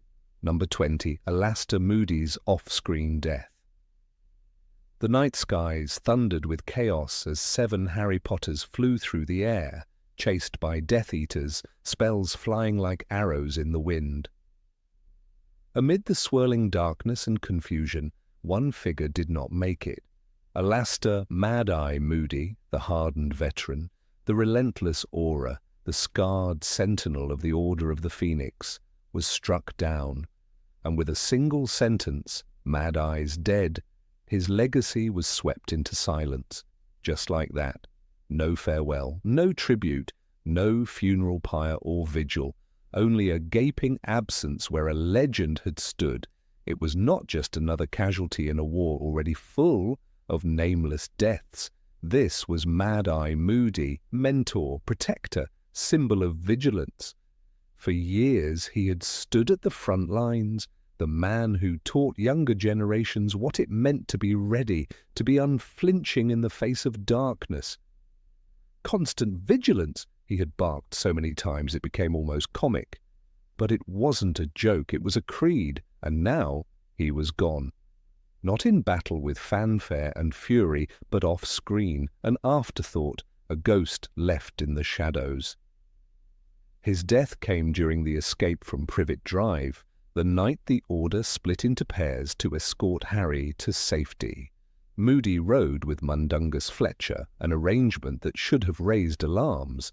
Fletcher was a known coward, a man whose loyalties were often dictated by fear. When the Death Eaters ambushed them, Fletcher disapparated, abandoning Moody to Voldemort himself. According to Bill Weasley, they reckon he tried to take on Voldemort all by himself. That sentence was all we got. No body, no scene, no closure. This abruptness sent shockwaves through the fanbase. Readers who had followed Moody's gruff but golden heart since Goblet of Fire felt cheated. He wasn't a footnote, he was a foundation.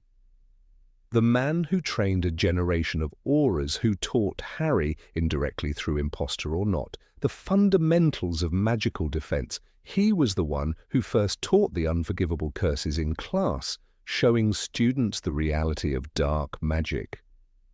"You need to know what you're up against," he said grimly, as he demonstrated the Cruciatus curse on a spider. It wasn't about fear, it was about truth. When Moody re-entered the story in Order of the Phoenix, the real Moody this time, he was less theatrical, but even more formidable. His electric blue eye rolled in his scarred face, watching in all directions. He was the one who organized security, who trained members of the Order, who fought with Dumbledore in the Department of Mysteries. He was never afraid to speak the hard truths. When Dumbledore died, Moody was the one who took charge. "We're not giving up," he had growled.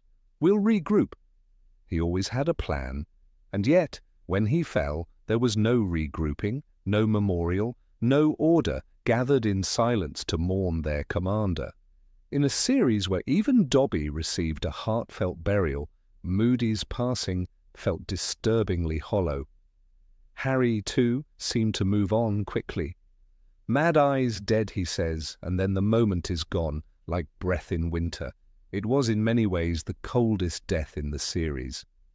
J.K. Rowling, years after Deathly Hallows, admitted that she regretted not giving Moody a proper send-off. In an interview she said, "Yes, I should have done more for him. He was important, but at the time I needed the mood to feel desperate. His death was meant to show that no one was safe." That intention may be understood logically, but emotionally it left a wound. Imagine the possibilities of a final scene. Moody, bloodied but unbowed, standing against Voldemort, the greatest aura of the century, taking on the Dark Lord himself.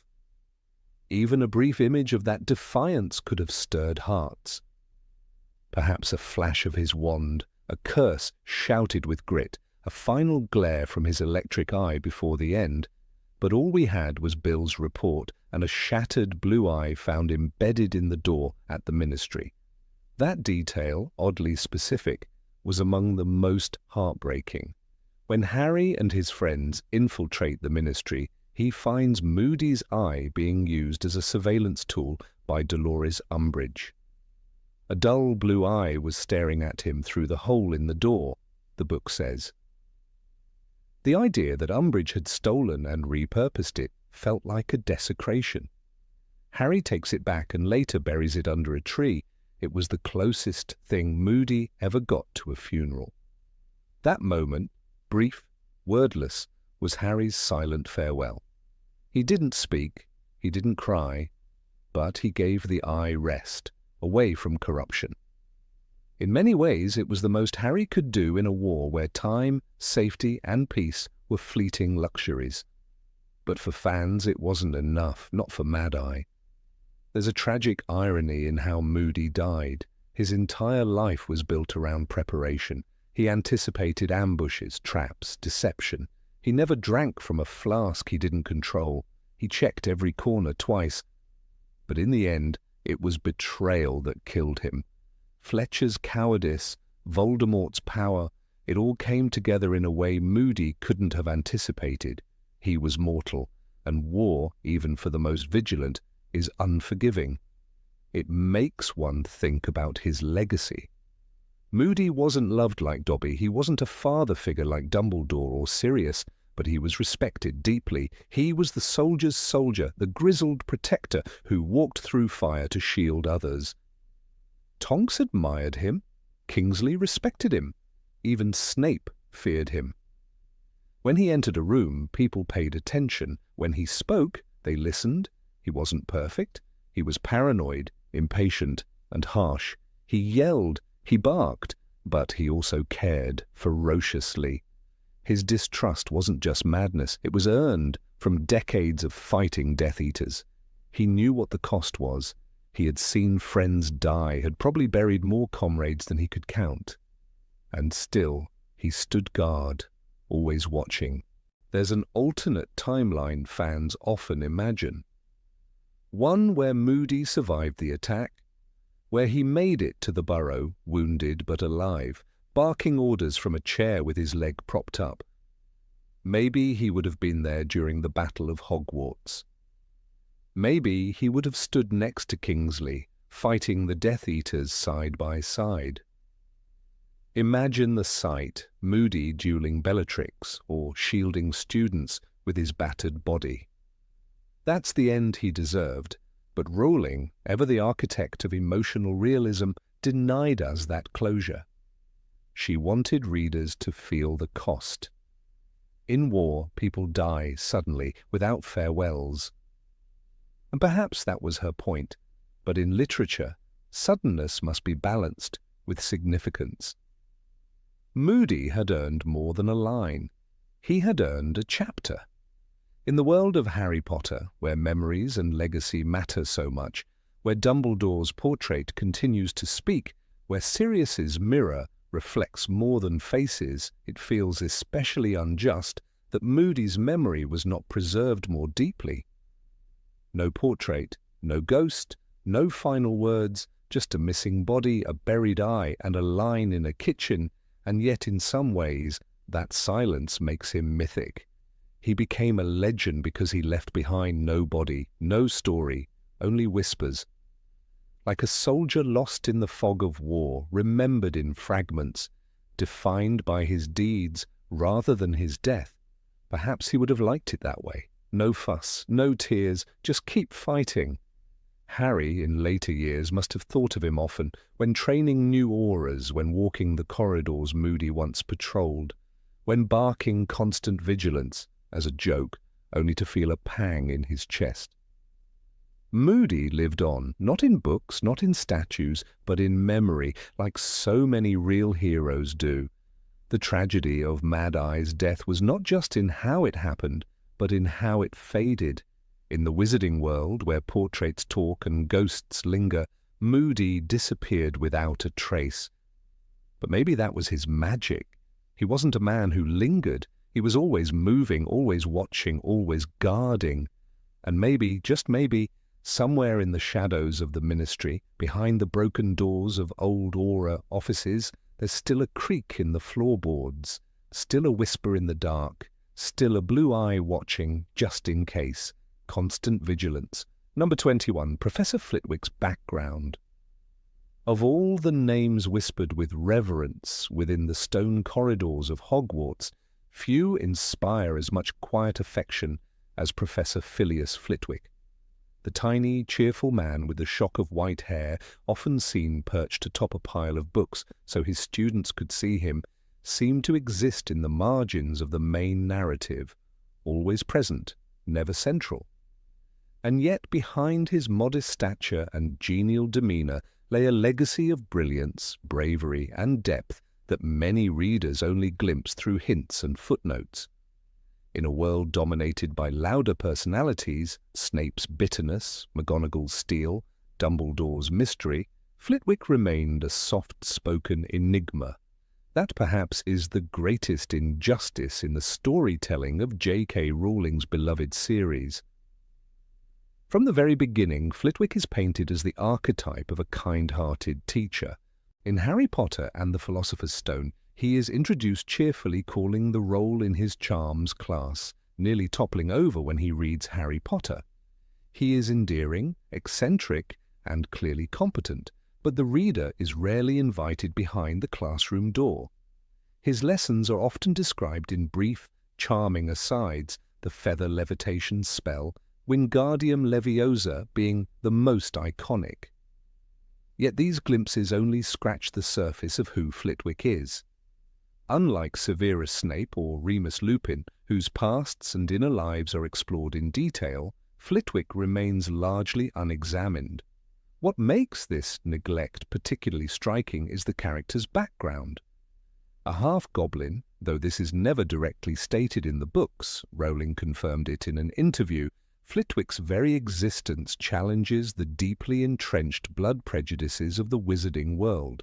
He is not just a talented wizard, but a symbol of diversity thriving within the walls of Hogwarts.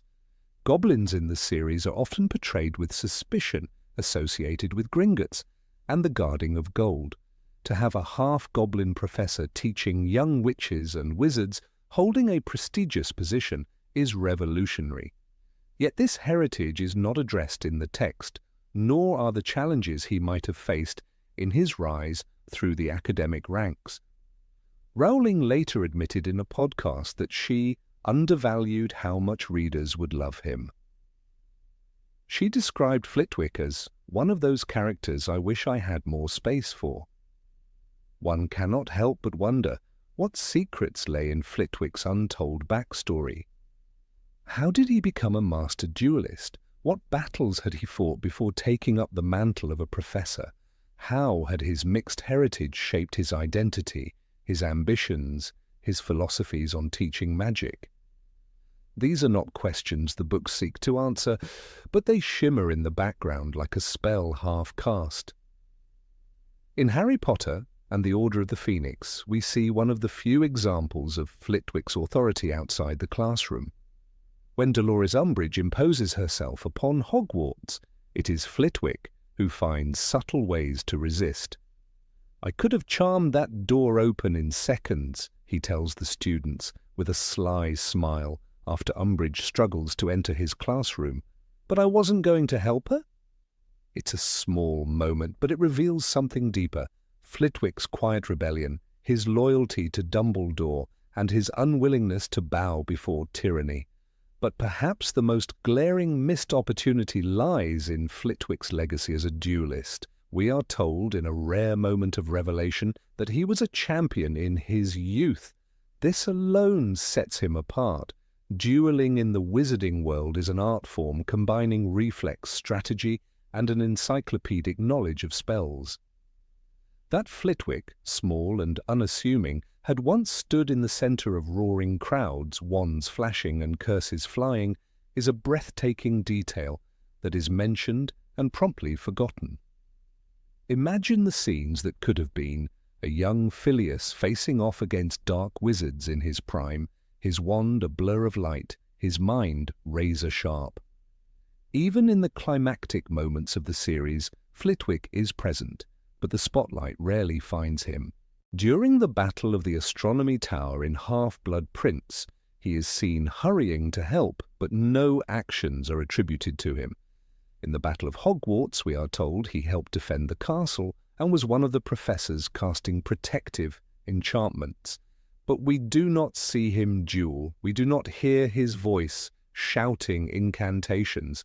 He is there, always there, but barely heard, and yet the readers remember him. They remember his kindness, his twinkling eyes, his unwavering support of his students. They remember him standing beside McGonagall, Slughorn, and Kingsley Shacklebolt as they duelled Voldemort together in the final pages of Deathly Hallows.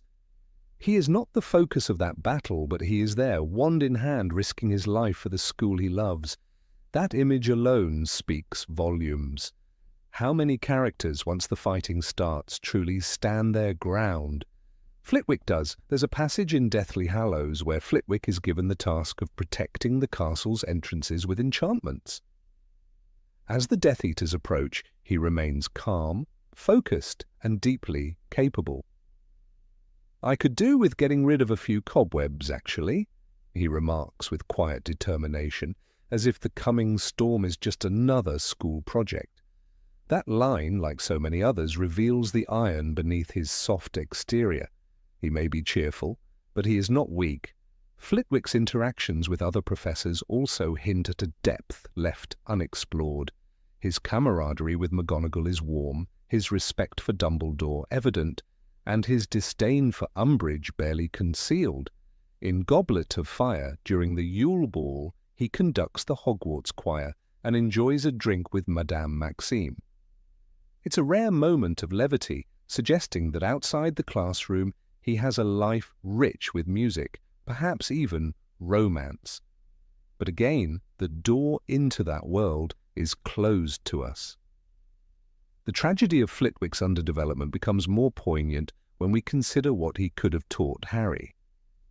In many ways, he represented a different kind of strength, a counterpoint to the aggressive, often toxic models of masculinity present in the series.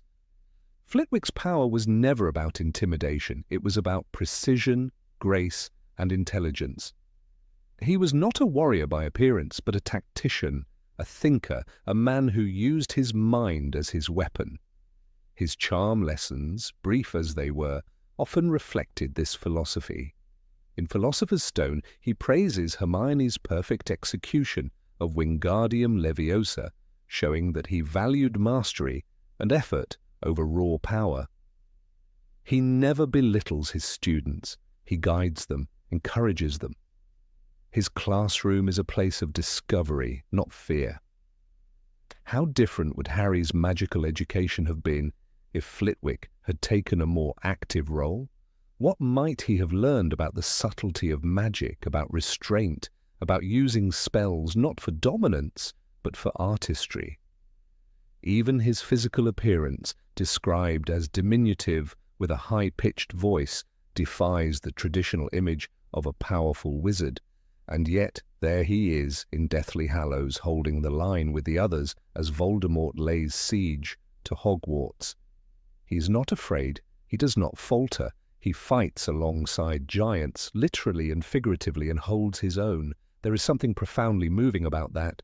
Fans have often speculated about his past.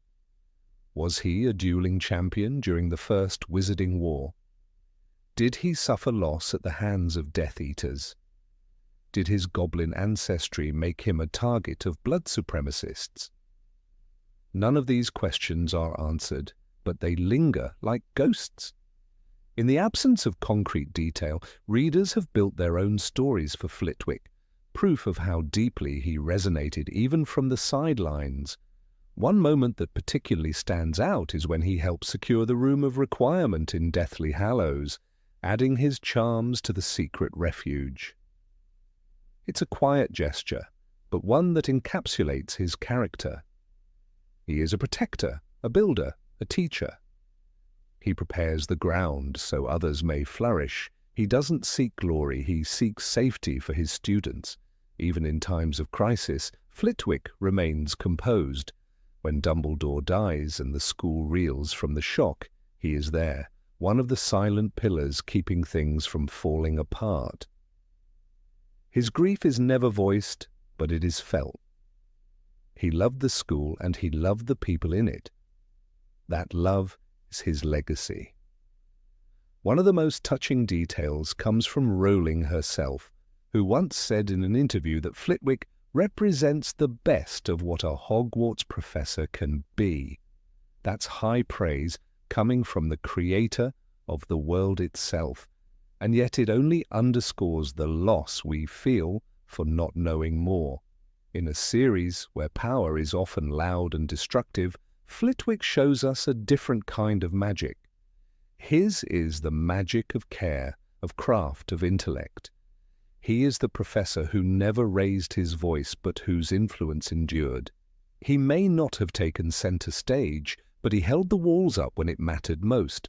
Readers have long hoped for more, a prequel, a short story, even a passing tale of his youth. What was it like for young Phileas at Durmstrang or Hogwarts, depending on where he studied? How did he discover his gift for charms? What duels did he survive? Who were his mentors? These questions remain unanswered, and perhaps always will. But perhaps that is the essence of Flitwick. He was never meant to dominate the narrative. He was there to support it, to elevate others, to bring light and skill where it was most needed. In a world of fire and shadow, he was the quiet spark that never went out. And maybe, just maybe, that's the greatest kind of heroism there is. Number 22, neglect of secondary female characters. There was a moment during the Yule Ball in Goblet of Fire when the camera and the reader's attention lingered for only a heartbeat on the Patil twins. Parvati, in pink robes, was Harry's date. Padma, in turquoise, accompanied Ron. And yet, despite being at the centre of one of Hogwarts' most anticipated events, the girls were little more than silent decorations beside their far more animated partners. One can almost hear their sighs of disappointment lost between the pages, forgotten beneath the shimmer of the great hall's enchanted ceiling. The twins were present, their names repeated in the announcements, but their voices, their thoughts, their emotions, left untold. Parvati Patil, sorted into Gryffindor, had a personality hinted at in fragments, a taste for divination, a flair for style, a fondness for gossip. Yet in 7 books her individuality was barely explored. Her sister Padma, a Ravenclaw, was even more neglected. Though they were twins, magical twins in a magical world, their sisterhood, their connection, their perspectives remained invisible. It was an opportunity lost. As readers, we were given so many chances to peer through the eyes of others. Through Harry, through Hermione, even through Snape, but never through Parvati, never through Padma. Lavender Brown danced briefly in and out of the spotlight in Half-Blood Prince, primarily as Ron's girlfriend. Her love-struck 1-1 phase was written almost mockingly, as though her affection were a joke rather than an exploration of youthful longing. But Lavender was more than a lovesick girl. She was the first to believe Harry when he said Voldemort had returned. She joined Dumbledore's army. She fought bravely in the Battle of Hogwarts. And still, the most vivid image we are given of her is of a girl clinging to Ron's neck, and later lying lifelessly with Fenrir Greyback's shadow cast over her. A giggle, a scream, and silence. Madame Poppy Pomfrey, the matron of the hospital wing, healed countless wounds over the course of the saga. She nursed Harry back to health after Quidditch accidents, after duels, after confrontations with Dementors. She was there, a constant guardian of student welfare, and yet what do we know of her beyond her stern bedside manner and insistence on rest? What were her dreams? How did she come to Hogwarts? What was it like being a Muggle-born healer in a world torn by blood purity? Rowling left her at the edge of the frame, a vital character who never stepped into the light. Penelope Clearwater, Percy Weasley's girlfriend and a fellow Ravenclaw prefect, was petrified in Chamber of Secrets. A serious event, no doubt, and a deeply frightening one, but she was reduced to a whisper in Percy's arc, never once given a line of dialogue that might show us her intelligence or voice. A prefect, a survivor, a student in the same tower as Luna Lovegood. But none of that mattered. She became background noise. One wonders if Penelope ever got her own wand-waving moment of bravery. Alicia Spinett, Angelina Johnson, and Katie Bell, the Gryffindor chasers, were three talented, athletic young women who played key roles in Quidditch victories. They were teammates to Harry, companions to Fred and George. Angelina even became Quidditch captain. And still, we never truly heard their stories, their frustrations, ambitions, fears, all muted. Angelina, in particular, bore the weight of leadership during one of Hogwarts' most difficult times. And yet where was her inner world?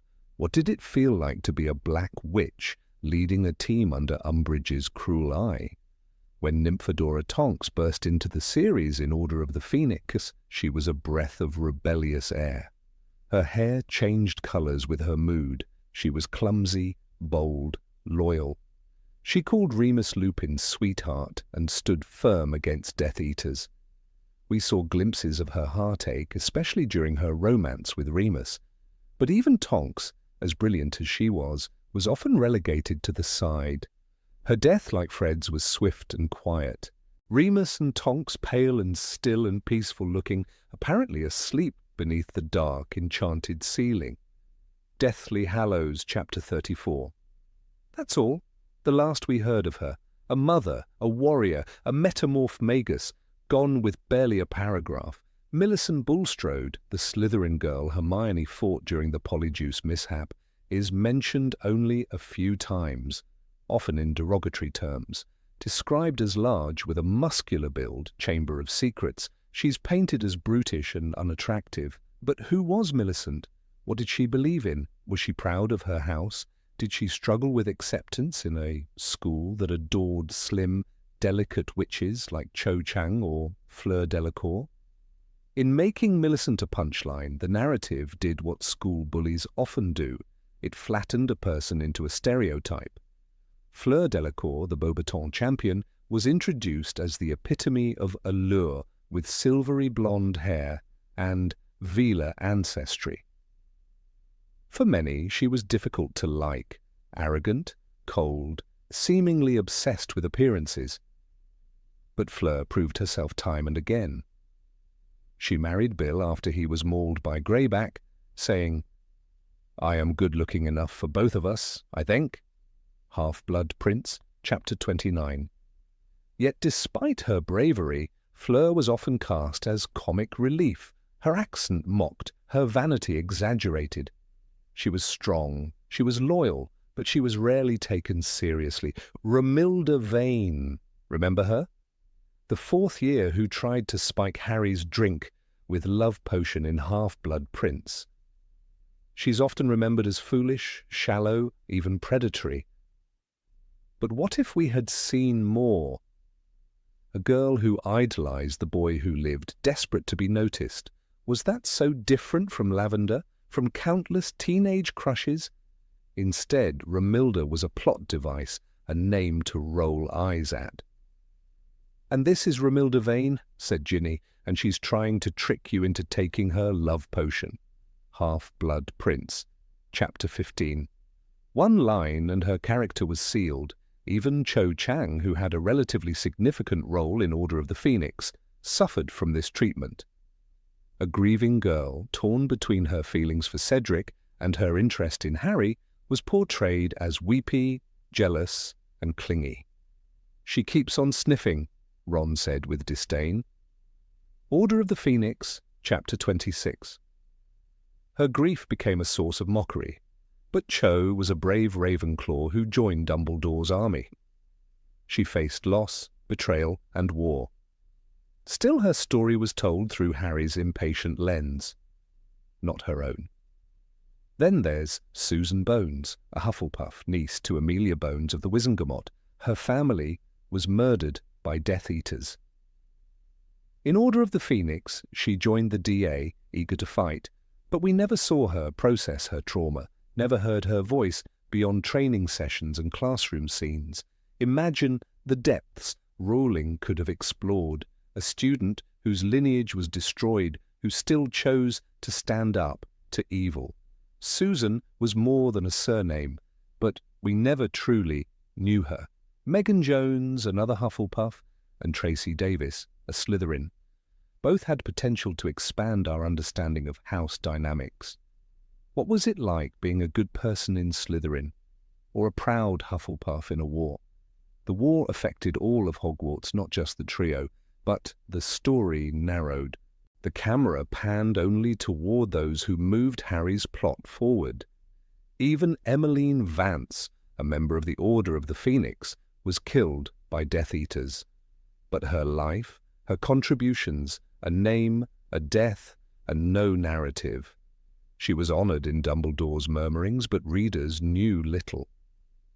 Emmeline Vance died a week after that picture was taken, said Dumbledore, pointing at a photograph. Half-Blood Prince, Chapter 4. And just like that, gone. The world Rowling built was rich, magical, endless, but like all worlds built by mortal hands, it had blind spots.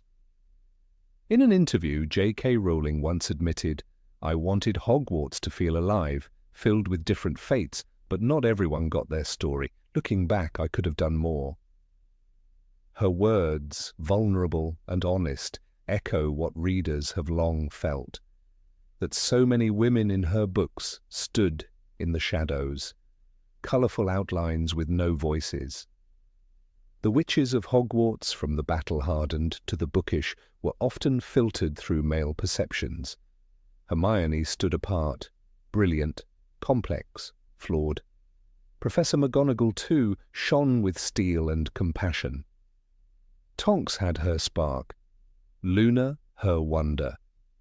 But beyond them, the chorus of female voices faded. It wasn't just about screen time or page count, it was about depth, about letting these characters live on the page as fully as they lived in readers' imaginations. In a war that touched every corner of the wizarding world, there were countless brave witches who fought and fell without ever getting their moment. The final battle was not won by Harry alone, nor even by the Golden Trio.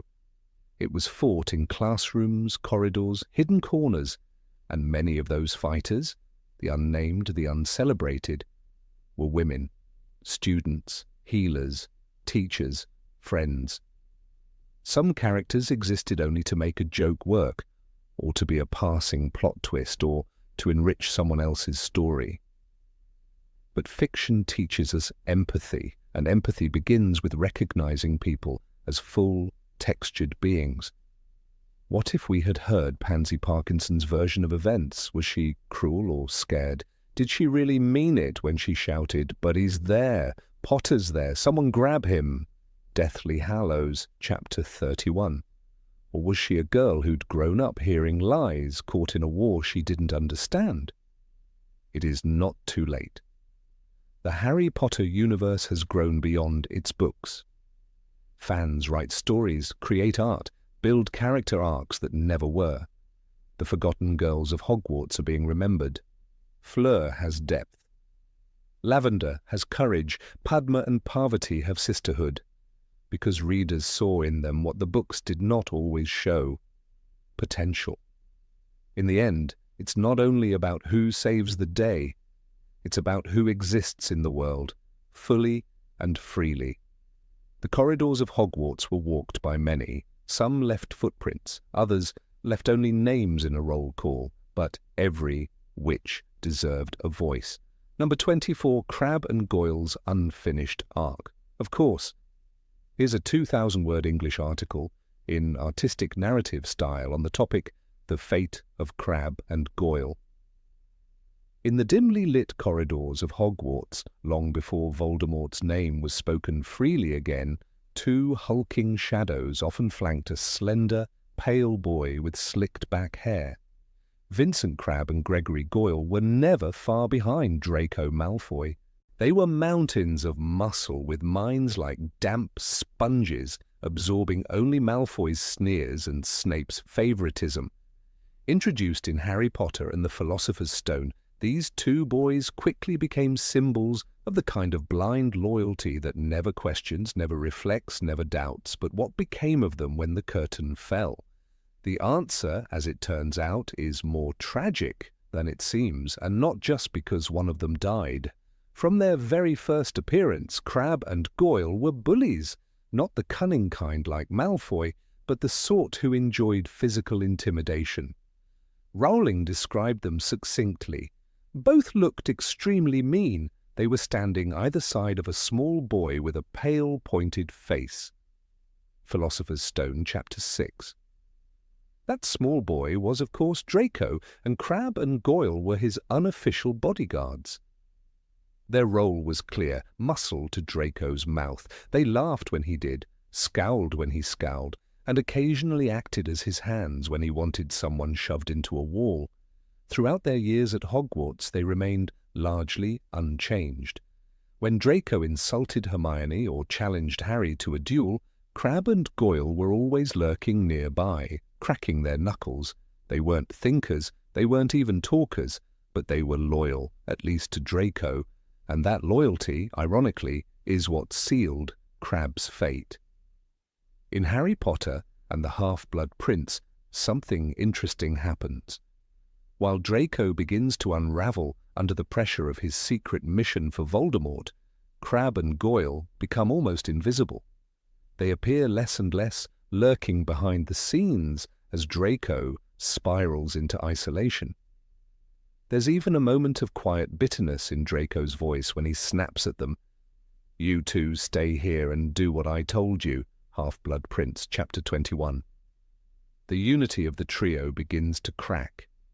But there's no grand confrontation, just silence. By the time we reach Deathly Hallows, the war has changed everyone. Hogwarts is no longer a school, it's a battlefield waiting to erupt. And even Crabbe and Goyle, whose development has been minimal at best, are swept into the final storm.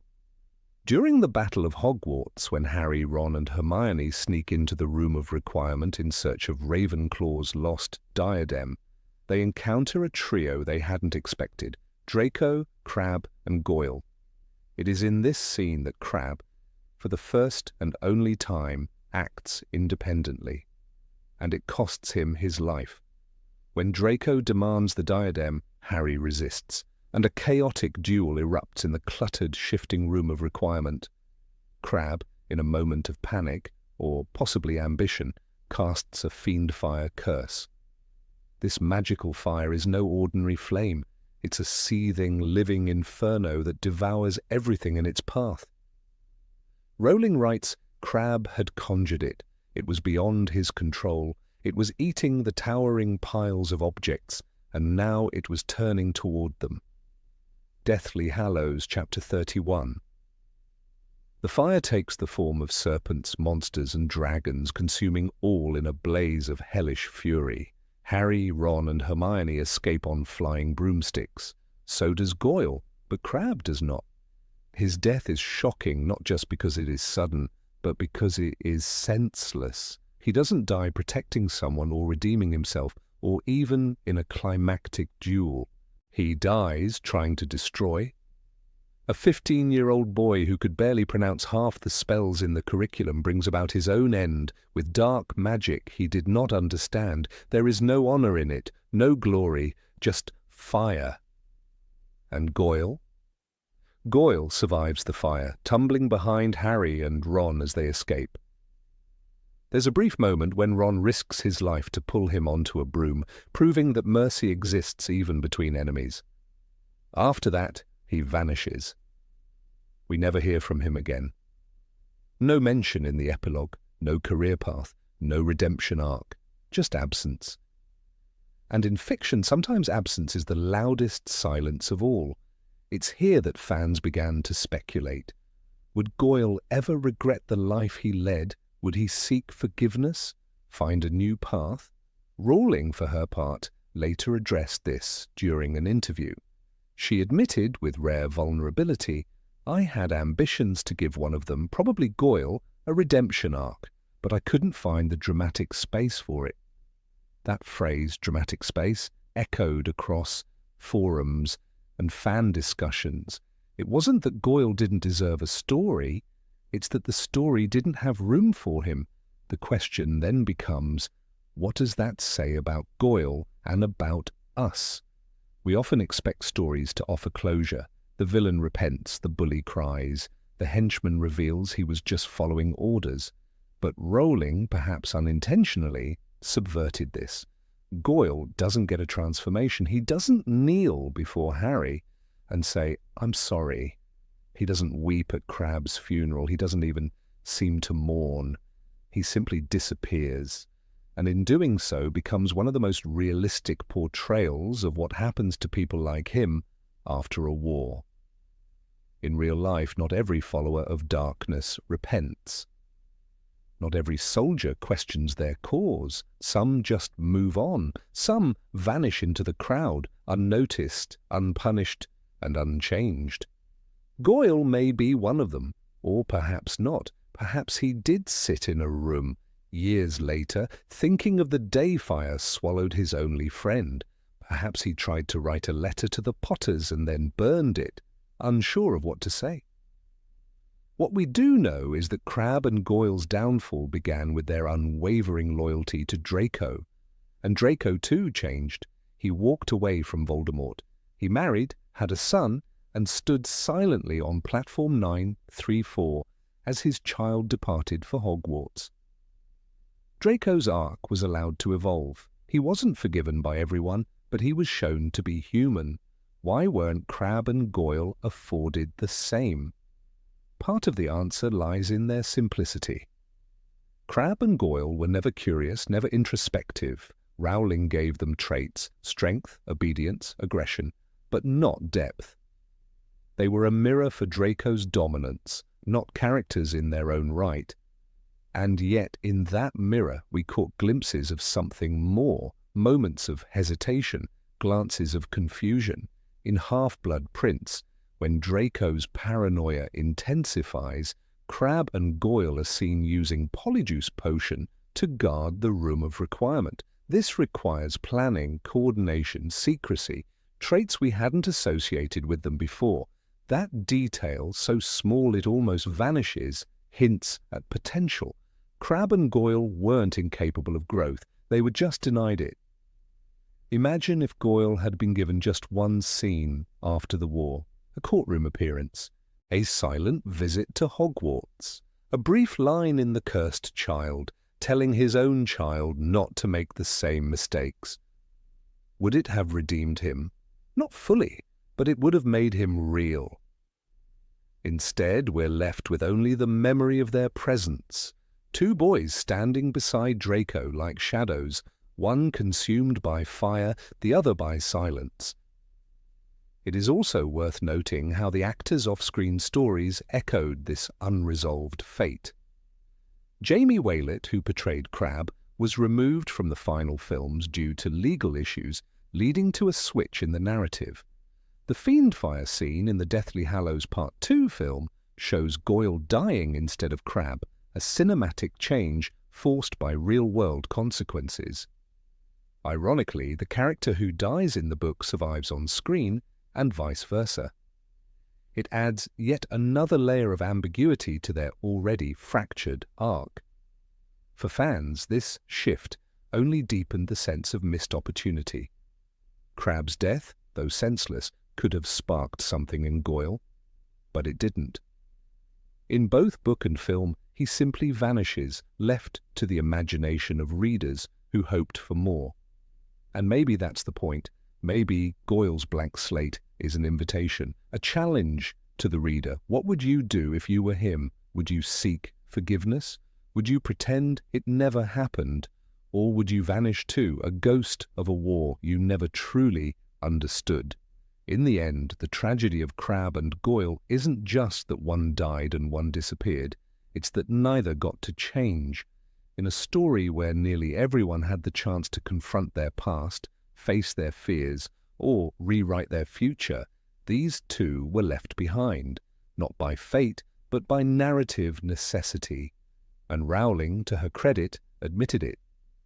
"I missed the chance," she said, a rare moment of an author revealing the invisible scaffolding behind the story. A reminder that even in a world of magic, not every character gets a wand wave and a second chance, but in our minds, maybe they still can. Number 25. Magical Medicine and the Cost of War. In the heat of the Battle of Hogwarts, spells lit the sky like violent fireworks, and the walls of the ancient castle shook with every curse hurled. It was chaos. Students, mere teenagers, threw themselves into the fray alongside seasoned witches and wizards. And yet when the dust settled, many heroes stood back up, bruised but whole. Fred Weasley was gone. Remus and Tonks too, but others, like Bill Weasley, George, and even Harry, seemed remarkably intact. It was a strange kind of miracle, or was it? Magical medicine in J.K. Rowling's world is a fascinating mix of wonder and convenience. Skele-Gro can regrow bones overnight.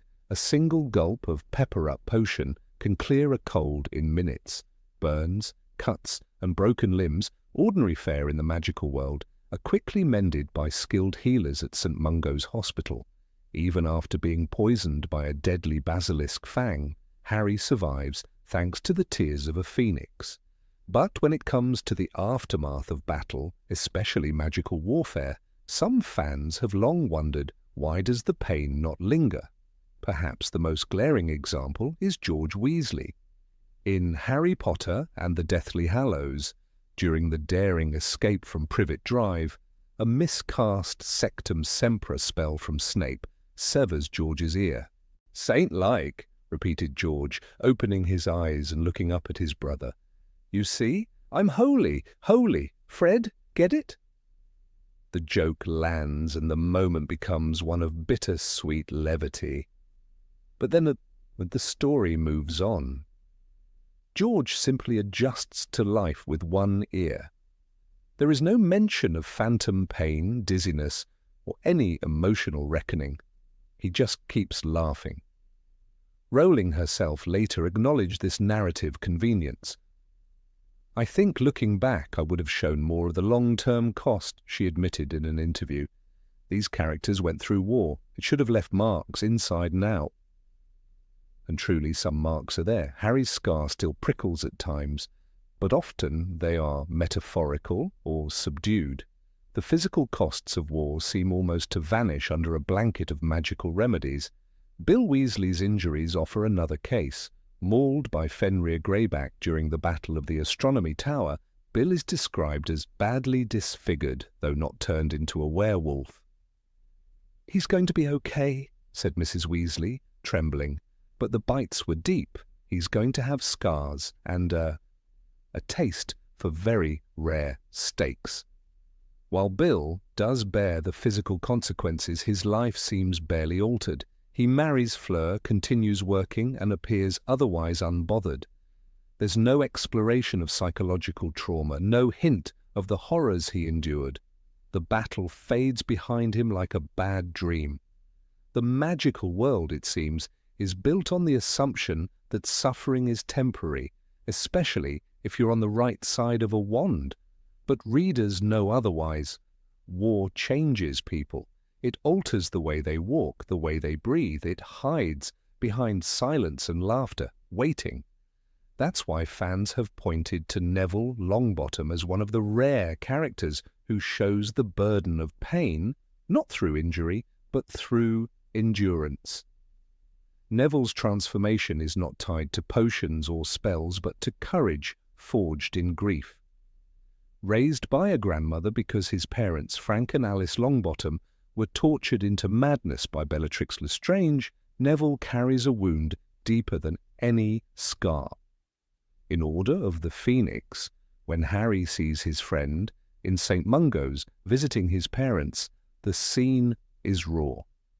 His mother had come over to her son and handed him an empty Drooble's best blowing gum wrapper. Neville looked at the wrapper, then looked at his mother, and said quietly, "Thanks, Mum." There's no cure for this.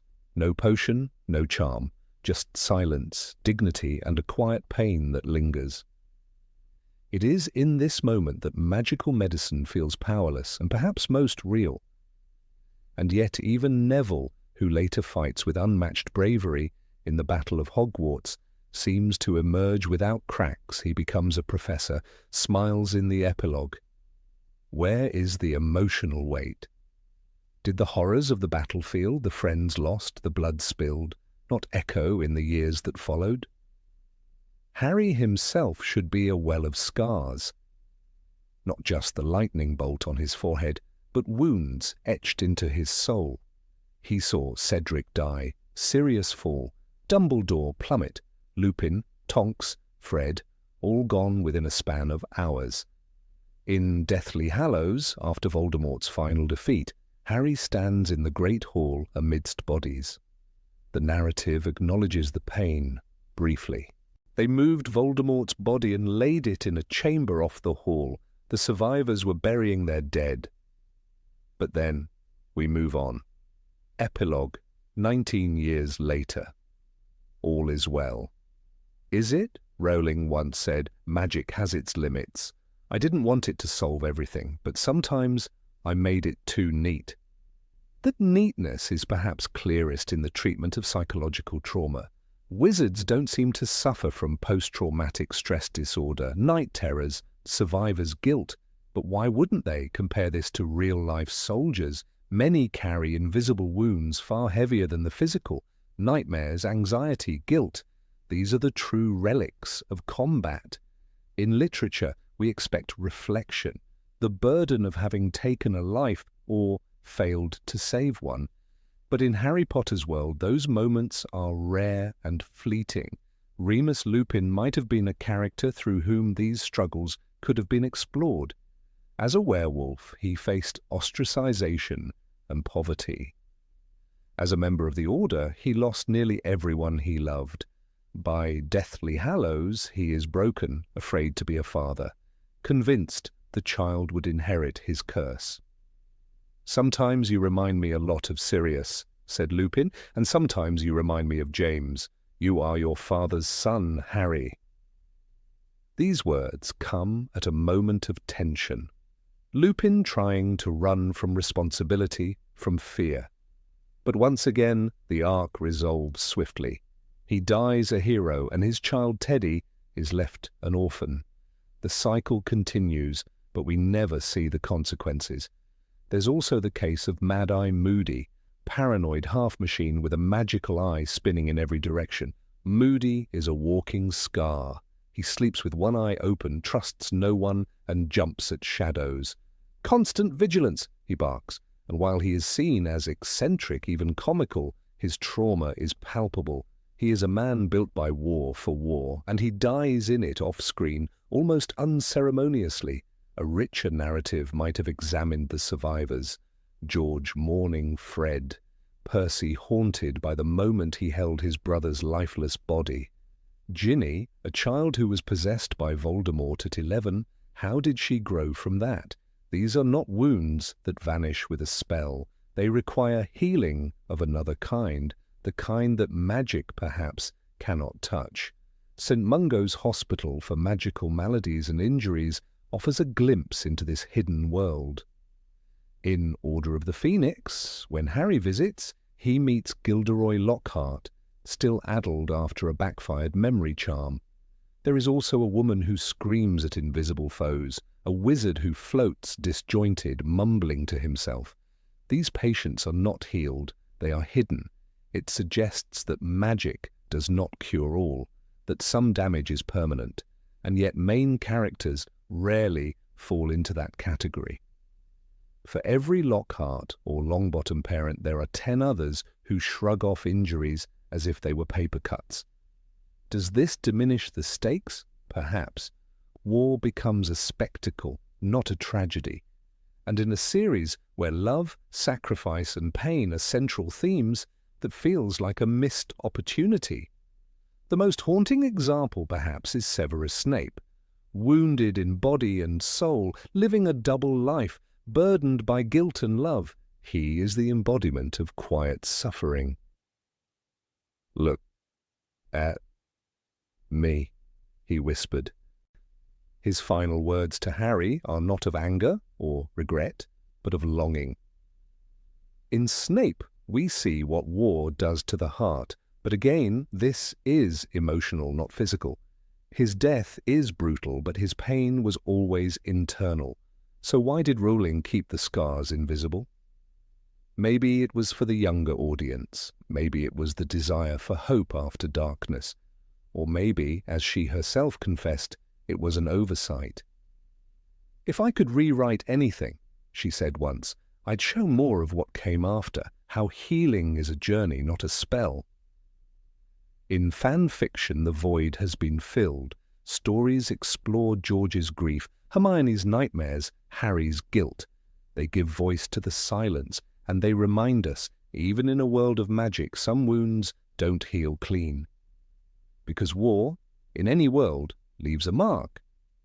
Whether stitched by wand or memory, pain lingers. It shapes the way you laugh, the way you love, the way you remember. And maybe, just maybe, the real magic is learning to live with it.